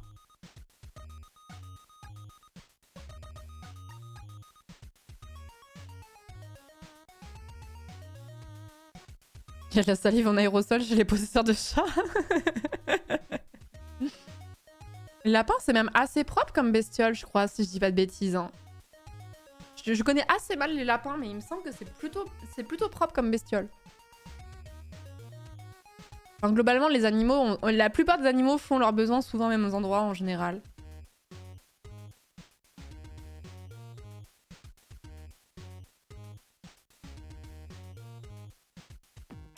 Tu peux m'expliquer ce qu'est un chat hypoallergénique?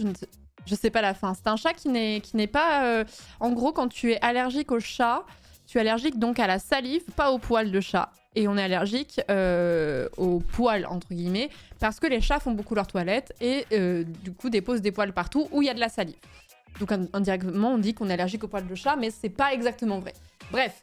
Et on a réussi à identifier la molécule contenue dans la salive des chats qui rendait allergique.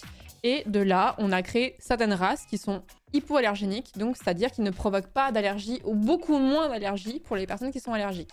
C'est le cas du sibérien, c'est le cas du bengale, qui sont des races... Alors il faut que ce soit des races qui n'ont pas été croisées avec des chats de gouttière, sinon bah, vous perdez cette particularité-là. Et par exemple, le sibérien est un chat hypoallergénique qui ressemble à ceci. C'est un gros chat, c'est un peu un look de Maine Coon en vrai, on dirait un peu un chat sauvage. Voilà, c'est très kitsch, mais il est très beau ce chat. Le gros chat, et je vous jure, ce chat est hypoallergénique.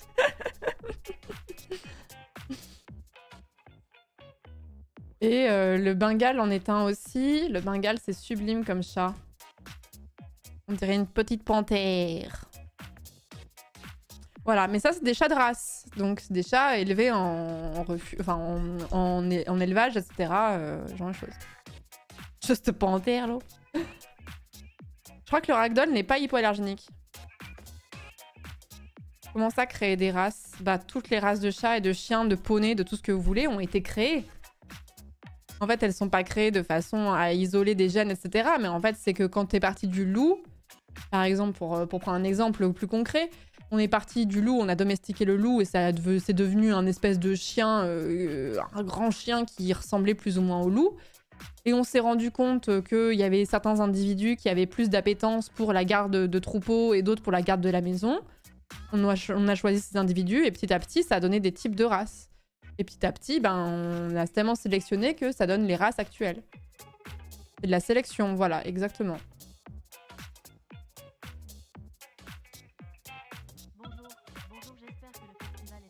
À la base, il y avait un chat.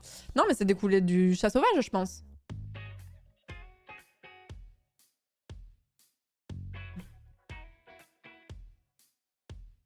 Loup tout teckel, exactement. Alors sur des milliers d'années, mais...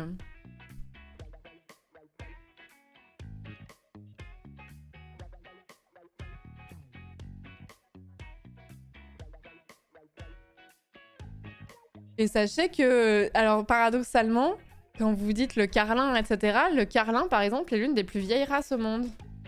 Le carlin, c'est Lilou. Le carlin, c'est une race qui... On pourrait penser que c'est une race assez récente, par exemple. Parce qu'elle a elle est très aînée du loup. Et au contraire, c'est vraiment une vieille race. Voilà.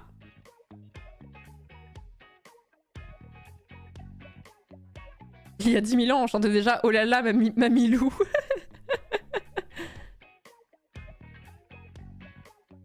Comment ils ont fait pour le museau? Bah en fait, ils sélectionnent des chiens qui ont globalement plus ou moins le nez plus court, parce que dans une même portée, vous allez avoir des chiens qui ont plus ou moins le nez plus ou moins long, qui vont être plus ou moins petits. Et à force de les croiser avec des individus qui ont plus ou moins le même faciès, bah tu raccourcis le museau, quoi. Petit à petit. Et après, ça arrive à des dérives... Putain, vous me lancez encore sur ce sujet-là.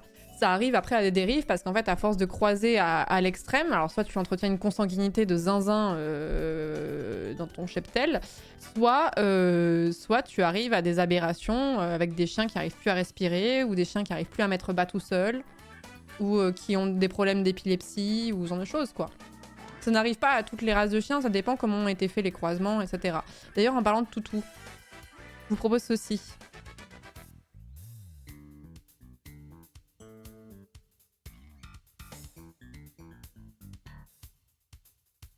C'est vrai que quand on voit Oliver, ça se rapproche un peu plus du loup que le pug, quoi.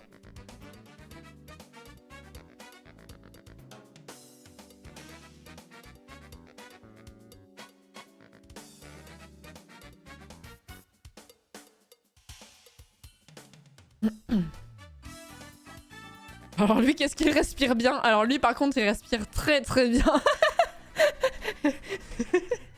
Nous avons un nez, une longueur.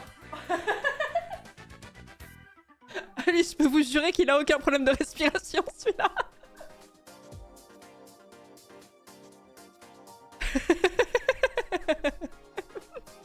Celui-là, il respire très très bien, je vous le jure.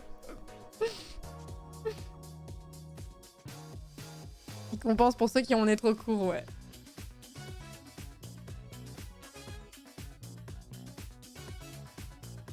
J'ai du mal à comprendre où finit le panier et où commence le chien. C'est pas clair. C'est pas clair. C'est-à-dire que... Attendez, je prends une règle carrément. C'est-à-dire que le panier... Ici, vous avez le panier et là commence le chien. Là, c'est sa queue. Là, sous la règle, là, c'est sa queue. Et là, c'est du panier. Mais c'est pas clair, hein. Bah, mon doudou.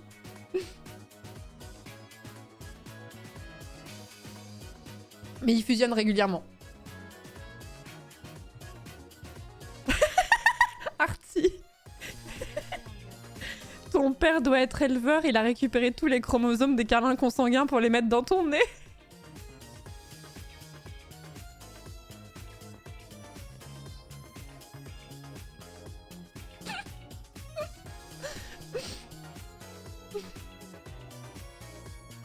L'an prochain, on invite Oliver au jury du coup. Ah bah, j'espère bien, mais il faut pas des productions par des chats parce que sinon il va être... Il va aboyer, quoi. Il va aboyer dans la salle.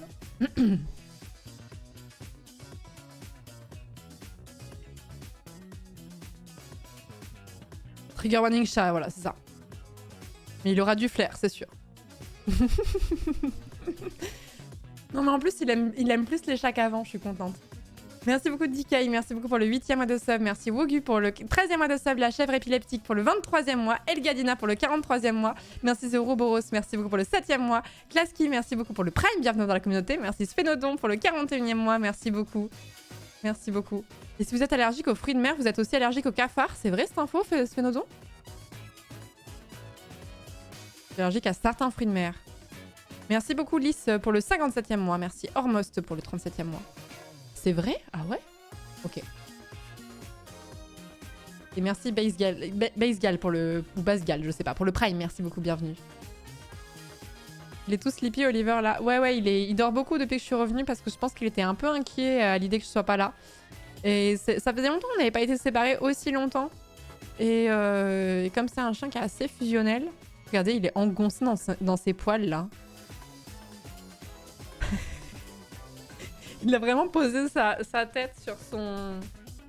sur sa couronne de poils, là. Trop dégoûté, je peux pas manger de cafard. Ton poitrail, c'est le mot que je cherchais. Merci beaucoup Petit Sef, merci beaucoup pour le 44e mois. Merci Hiro également pour le 10e mois, c'est gentil. Je suis trop contente de restreamer. Et surtout que cette semaine, on a un programme un peu sympa. En fait, j'ai pas tous les jours...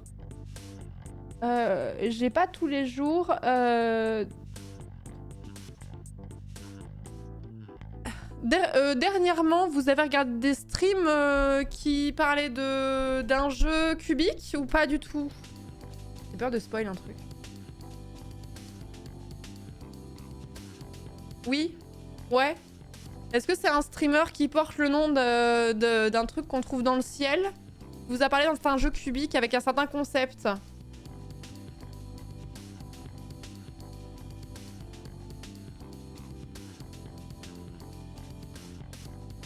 Oui, la line-up. Ok, d'accord. Bon, alors, demain, j'avais une sponsor sur un jeu qui s'appelle Ambulance Life. Donc, je vais faire la sponsor demain aux alentours de 17h, quelque chose comme ça. Et ensuite, on va jouer à Minecraft. Donc, c'est le serveur de Ryu qui fait en gros du Minecraft, mais version Pokémon. Et du coup, je suis vachement intriguée. Et comme ça faisait longtemps que j'avais envie de rejouer à Minecraft, il est fort possible que je passe un bon moment de ma semaine dessus. Et puis voilà, OMG la matinale. Bon, arrêtez, franchement, vous savez même pas à quelle heure je me suis levée toute la semaine. Je me suis réveillée toute la semaine à 6h du matin. Je ne sais pas ce qui s'est passé. La Ryu Academy, exactement. Donc je vais faire ma sponsor juste avant et après on décalera à 20h sur, sur Minecraft Pokémon. Voilà. J'ai juste pas couché en fait, je vous jure que si. Non mais c'était horrible, en fait je me couchais genre à minuit, 1h du matin et genre tous les matins je me réveillais à 6h et j'arrivais pas à me rendormir. Toute la semaine.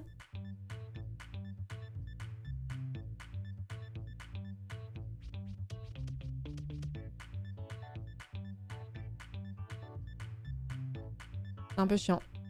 Tu seras au Frames? Je crois pas. C'est quand Frames? Parce que j'ai un déménagement, vous savez. Un déménagement à prévoir et je sais pas quand est-ce qu'il est cette année.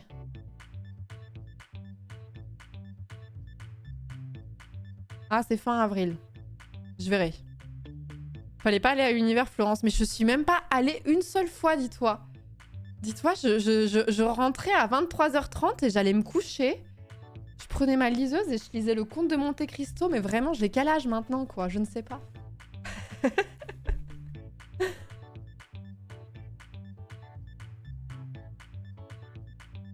Y'a pas Mintos, alors je viens ici. Ouais, il stream pas ce soir, Mintos. Mais je retiens que je suis ta solution de dépit, quoi, mais t'inquiète. Vraiment, je suis ton choix numéro 2, quoi. Mais bon, bref. Je vais prendre sur moi, quoi.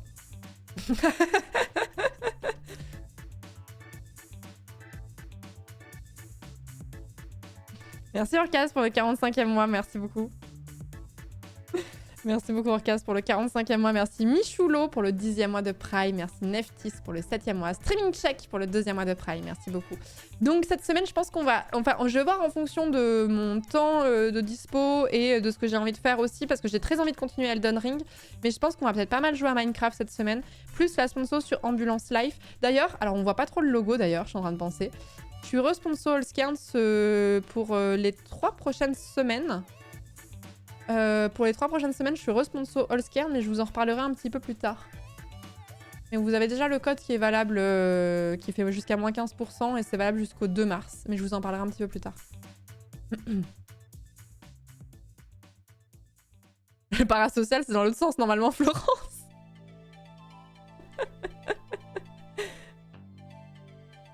Et quand Crusader Kings 3? Bah, étant donné qu'il y a le truc de Domingo cette semaine, je suis pas sûre que je joue à Crusader Kings 3 cette semaine.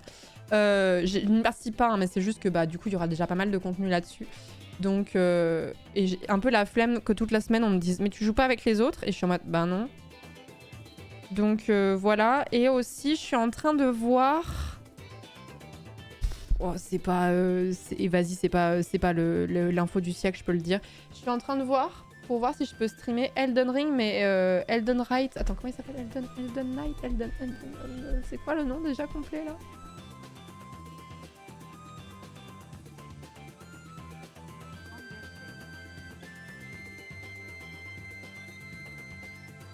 Night Train, voilà, c'est ça. Je suis en train de voir si je peux le streamer en avance. Mais du coup, il est cantonné à certains horaires et tout précis. Donc j'attends d'avoir la confirmation. Le DLC, mais c'est pas vraiment un DLC, c'est pas un DLC, c'est un jeu à côté. Merci beaucoup le Cartophile pour le 24e mois, merci beaucoup. Merci Nico également pour le 7e mois. Merci First PBO pour le 3e mois de sub, merci beaucoup.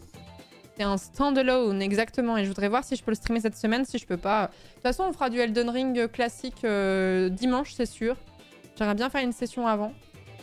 Mais voilà. Mais en fait, comme je l'ai pas streamé de la semaine, c'était trop cool. Hein. J'ai trop kiffé faire le festival du court-métrage et tout. C'était trop bien et je suis trop contente de l'avoir fait et d'avoir été jury et tout. Mais j'avoue, comme je l'ai pas streamé de la semaine, j'ai grave envie de streamer plein de choses.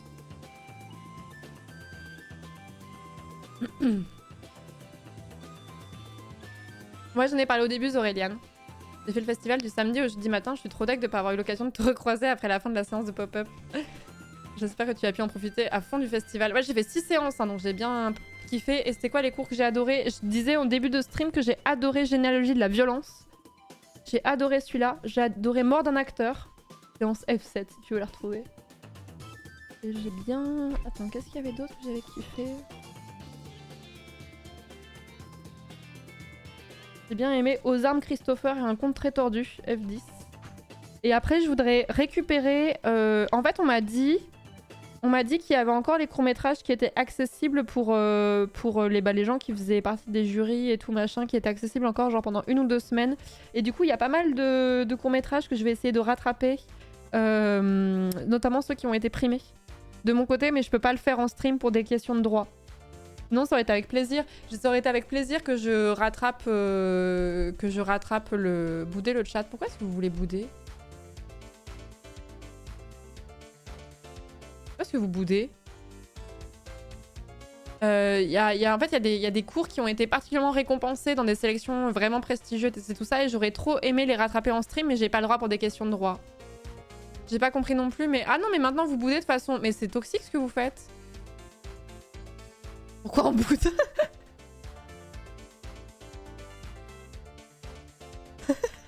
Pourquoi ça boude? Par principe, d'accord. Ok. Je boude par solidarité. Dans le tout, on boude. Ok.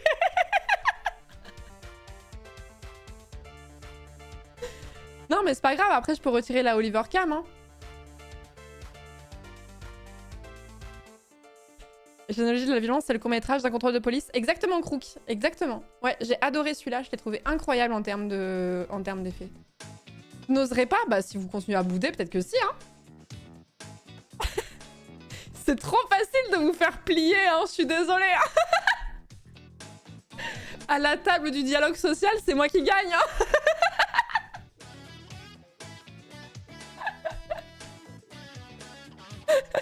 Merci Deadfinks, merci beaucoup pour le 6e mois de sub, merci beaucoup.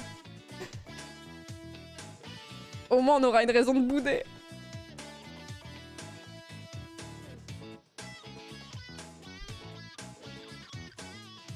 Je boude et je pleure. Vite une motion de censure. Putain, je suis trop deck qu'on pourra pas refaire le stream motion de censure avec Bérou qui se dépatouille là en même temps qu'on jouait à Isaac. Trop deg. La vie est trop nulle.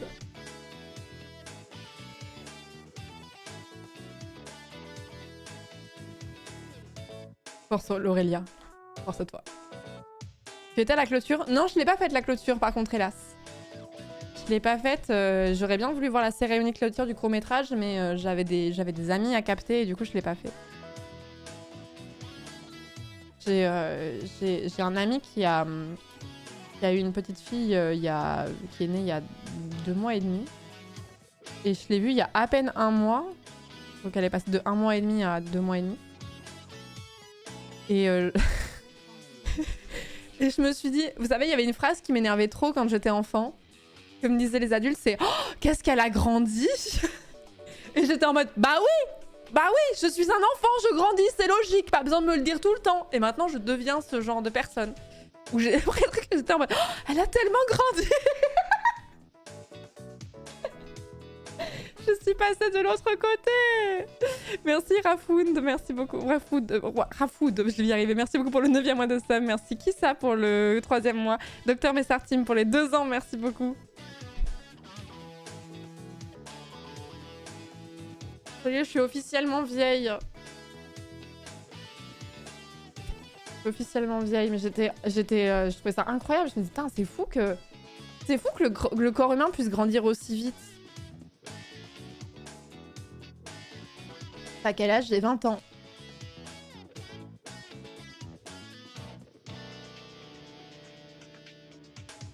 Tu as officiellement des amis qui ont des enfants nuances, c'est vrai. Marrant pareil. L'important c'est d'y croire.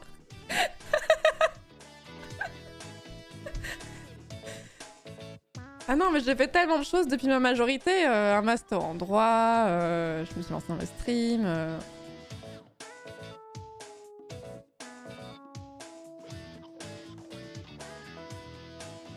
J'ai 20 ans depuis combien d'années? Bah depuis mon dernier anniversaire, quoi. Tout ça en 2 ans, c'est fou quand même. Ouais, je ne chôme pas, hein. Je ne chôme pas. T'es une 2005? Oui, je suis née en... Non, je suis née en 2004. J'ai mon anniversaire en fin d'année. Je suis pas née en 2005.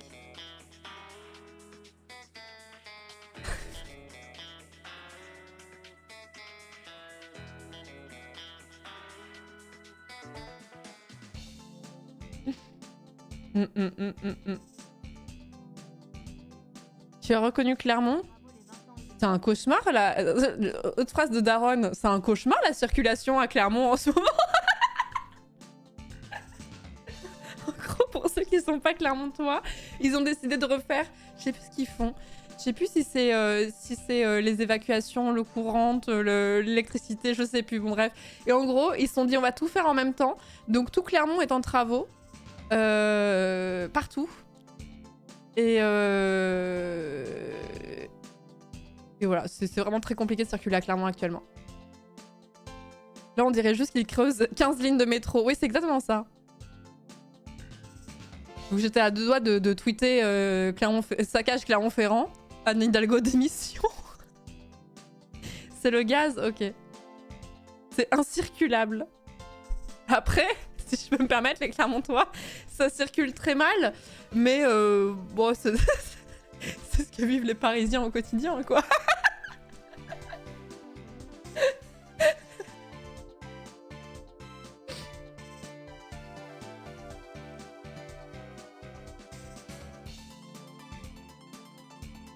J'ai l'impression que tout le monde parle que de ça à Clermont. Bah, en même temps, Chroma... Moi, tous mes potes clermontois, ils parlent que de ça. Du coup, je m'attendais à un truc de dingue. Et oui, c'est vrai que c'est quand même assez invasif, mais en fait, moi, je viens de Montpellier où il y a des travaux tout le temps. Et j'étais un peu en mode, oui, bon, c'est Montpellier, quoi. J'étais pas, ou alors je suis pas allée dans les bons coins, mais j'étais en mode, j'étais pas si choquée que ça, quoi. Je me suis dit, les Clermontois en parlent beaucoup. Après, bon... Coucou, Baika. Voilà, c'est qu'après, c'est qu'il n'y a pas grand chose d'autre à dire à Clermont, quoi, je pense. Voilà, mais c'est trop ça. Le premier truc qu'on m'a dit en arrivant, t'es venu comment? Parce que bon, en bagnole, voilà, quel enfer. Bon. Non, par contre, il y a un truc qui m'a fait rire, c'est que bah, du coup, j'ai toujours grandi à Clermont. Du coup, je connais vraiment bien la ville et tout ça. Et il y a un gars qui est venu me récupérer. D'ailleurs...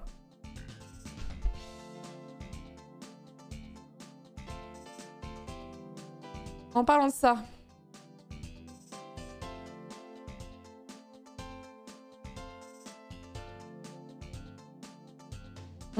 Attendez, j'arrive.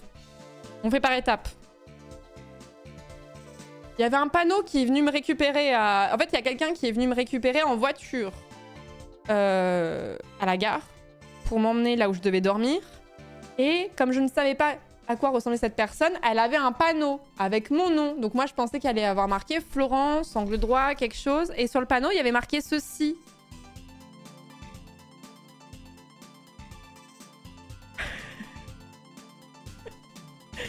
Donc je me suis dit qu'il fallait que je prenne une photo parce que ça allait vous faire plaisir. Quel accueil.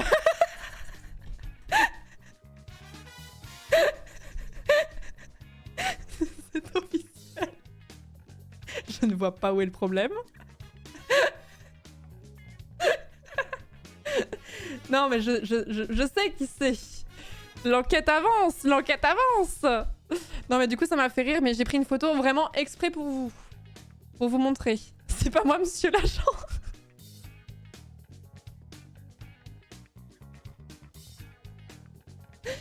Donc j'ai pris la photo et du coup la personne va devoir se rendre dans mon bureau là.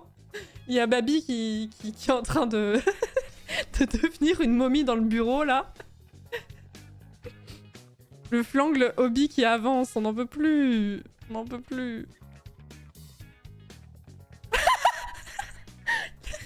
Du coup, la personne en charge de moi lors du festival du court-métrage là, qui est dans le chat là, sous le nom Clermont Film Fest, a dit « Les chauffeurs m'ont demandé, mais Flangle, c'est son nom de famille ?» Ah ça, tu m'avais pas dit ça.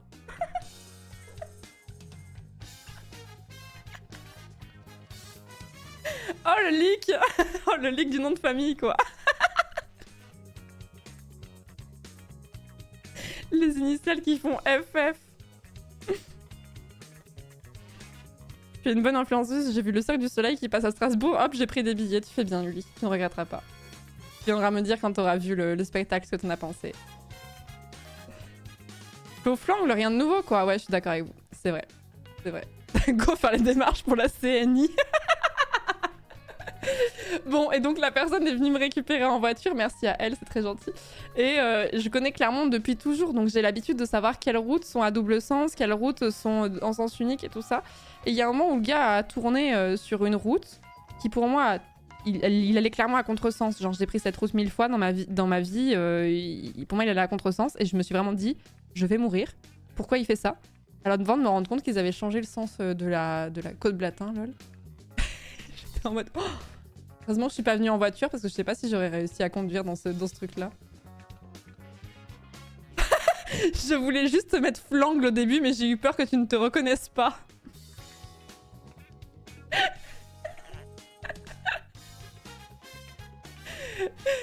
Hélas, je crois que je me serais reconnue. Je devenais fou, Code Latin. Voilà, Chroma, tu as vu ce que j'ai... Tu as connu ce que j'ai vécu.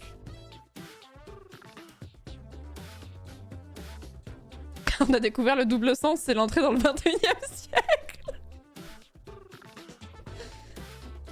Je serais passée mystérieusement à côté en mode quelle est cette pâle copie de moi? Alors on me rend compte que c'était pour moi.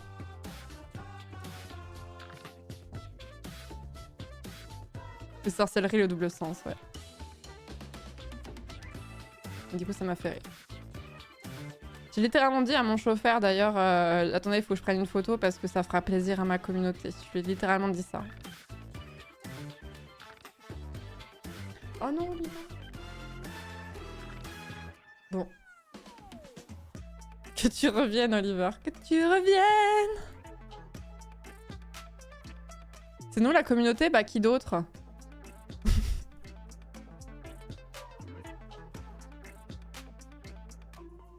Sachez que j'ai dit aussi, j'ai eu une interview, j'ai eu plusieurs interviews pendant la semaine et il y a quelqu'un qui doit quand même pas trop mal connaître la chaîne hein, parce qu'il m'a dit ouais votre communauté s'appelle la pire commu et d'ailleurs pourquoi la pire commu?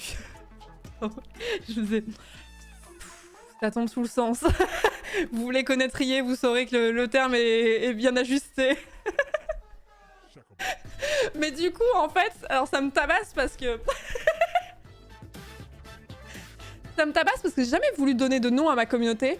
Jamais voulu que vous m'appeliez flangle ou quoi. Et en fait, votre lobbying, après, je dois rendre des comptes devant les journalistes. Genre, c'est-à-dire que vous prenez l'initiative de m'appeler flangle et après, je dois expliquer aux gens pourquoi. Parce que le gars m'a évidemment demandé pourquoi flangle, donc j'ai dû l'expliquer. Après, vous voulez vous appeler la pire commu. Ensuite, les journalistes viennent me demander pourquoi la pire commu. Et après, en fait, vous faites les conneries et moi, je dois expliquer pendant que vous balayez par terre après derrière, quoi. Genre c'est notre faute, bah oui. D'ailleurs pourquoi flangle? Flangle c'est... Alors c'est pas moi. Flangle c'est la contraction de mon prénom, Florence, avec angle droit. Flangle.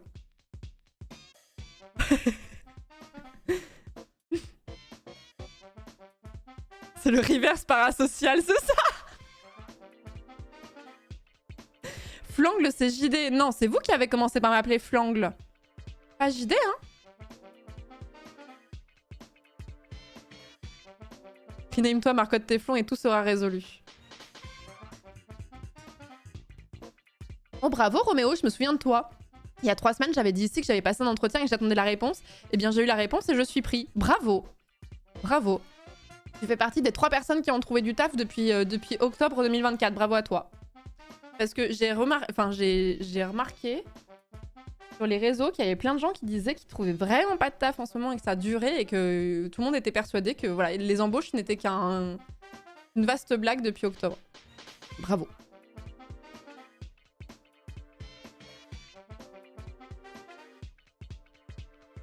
Le travail, c'est fini. Après bon, si vous traversiez la rue aussi, on n'en serait peut-être pas là, mais bon. Bref.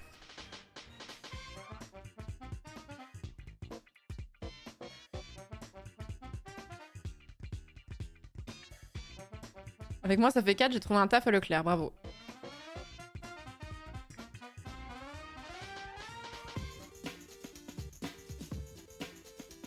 La rue, c'est le rond-point de l'étoile, c'est exactement ça. J'en fais tristement partie aussi, je galère et c'est très angoissant, mais je donne tout pour trouver et je traverse même plein de rues. Non, il y a vraiment... Je m'étais fait la réflexion qu'il y avait pas mal de gens qui trouvaient vraiment pas de taf en ce moment du tout, et que c'était la galère, mais il y avait plein de gens sur Twitter... Enfin, il y avait un gars sur Twitter qui a dit, mais il y a des gens qui ont trouvé du taf depuis octobre 2024, et plein de gens disaient, non mais moi c'est pareil, autour de moi personne trouve, et je me suis dit, ah ouais, donc en fait c'est partout pareil. Genre, bon, ça a toujours été difficile de retrouver du taf, on est d'accord, mais là, ça a l'air d'être particulièrement coton en ce moment. Et du coup, c'est con, vous me l'avez dit plus tôt, j'aurais streamé l'après-midi, quoi. Pour vous occuper. Je me suis mis en freelance en tant qu'artiste 3D. Je dois apprendre Blender et j'ai mon tout premier client. Yes, bravo. Bravo.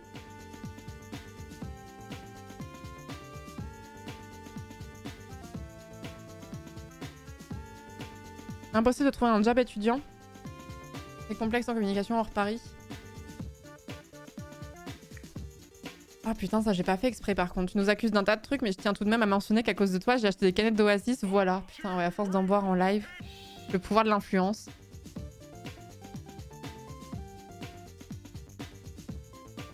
J'ai commencé à chercher en novembre 2024, rien du tout. Moi, c'est depuis février 2024, je suis dans l'informatique. Ouais, je sais que vous devez avoir un tas de personnes à côté qui doivent se dire « Ah, mais c'est qu'ils cherchent pas vraiment et tout » et qui se rendent pas compte de la réalité du monde du travail à l'heure actuelle. Je dis ça alors que j'ai pas dû postuler pour un taf depuis des années, hein. Mais force à vous en tout cas. Force à vous. Je demande une sponsor à Oasis. Bah je sais pas, Oasis c'est pas Coca maintenant, je sais plus.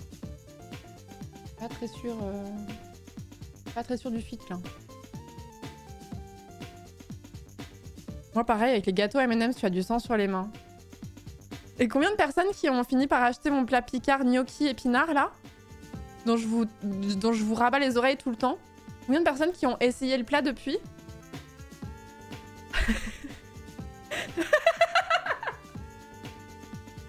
Il y en a plusieurs. C'est un banger, mais oui, mais... Je vous l'avais dit. Je vous l'avais dit que c'était un banger. Ah, t'es en Guyane, Ouroboros? J'ai pas aimé plus que ça. Vous me décevez. Mais ça me fait un espèce de vertige que vous me disiez ça. Parce que, enfin... T'es influenceur, enfin dans le sens où si on te paye pour que tu joues à des jeux et que tu le présentes à des gens, c'est bien la preuve que ça fonctionne et qu'il y a des gens qui achètent les produits. Mais genre, j'ai jamais parlé de mes canettes Oasis et ça vous donne envie d'en acheter finalement. Les gâteaux M&M's, pareil. Bon, le plat Picard, j'en ai beaucoup parlé et ça me fait... Enfin, ça me fout un espèce de vertige de me dire que ce que je dis a des conséquences sur votre consommation. Genre, je le sais, mais...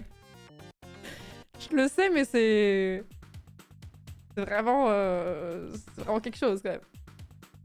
Florence a d'excellentes recommandations de bouffe. Ah bon, qu'est-ce que j'ai dit? Ah si, oui, pardon. Le menu, oui, bien sûr. Le menu. Oh, il y a un truc que j'aimerais trop faire, c'est de faire des reviews de resto là, et vous partager les adresses que j'aime bien. Il faudrait que j'aille dans toutes les villes de France parce que si je vous fais des recos de bons restaurants à Clermont, bah il y a plein de gens qui vont jamais aller à Clermont et qui savent pas de quoi je parle, tu vois. Faudrait que j'aille partout en France pour le travail. Je vais aller au resto pour le travail.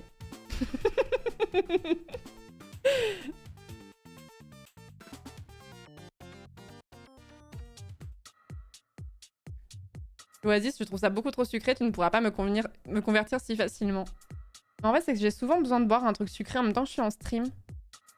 Mais par contre, je le déguste sur une soirée entière quasiment, quoi. Mais oui, c'est très sucré. Les restos en frais de société, non, j'abuserai pas quand même. Viens à Villiers-sur-Marne.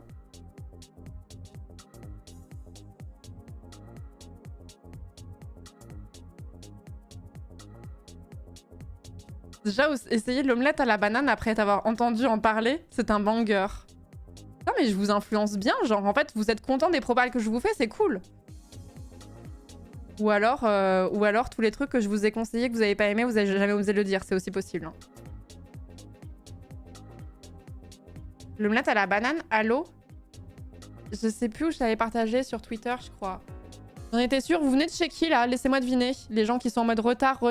Ça fait 3 ans que j'arrive à 33 et vous voulez bousculer mes habitudes? Et comme c'est des premiers messages, je suis quasiment sûre de savoir d'où vous venez. L'omelette à la banane, c'était une recette que j'avais trouvée sur Insta où en gros, quand t'as une banane qui est un peu trop mûre, t'en fais une espèce de purée, tu mélanges avec des œufs et t'en fais une espèce d'omelette comme ça et c'est hyper bon. Et c'est pour éviter, enfin je ne sais pas pour vous, mais moi les bananes trop mûres, j'ai du mal à les manger toutes seules, mais si tu les mélanges à autre chose, ça va. Et en fait c'est trop con à faire et c'est genre en mode petit déj le matin quoi. C'est pas ça? Ouais, c'est un pancake à la banane. C'est pas ça la recette? Je l'ai fait que quelques fois, je m'en souviens plus.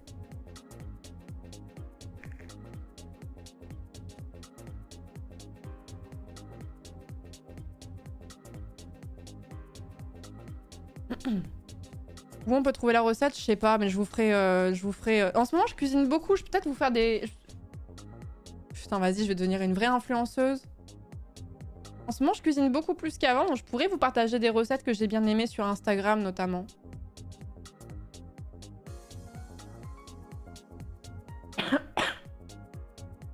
Un livre de cuisine? Oula, non. Non, ce serait vraiment la honte si je faisais un... si je faisais un livre de cuisine, ce serait vraiment la honte. Le comble de l'illégitimité. Ah, j'ai des photos en retard, baguette. Oui, maintenant, je fais 3 recettes par semaine, à peu près. Comme je reprends page 1, les frites au micro-ondes, c'est à ça que je pensais que c'est rack. En ce moment, je fais du HelloFresh et je reçois 3 recettes par semaine. Et du coup, bah, je cuisine 3 fois par semaine, que des trucs différents à chaque fois, c'est trop bon.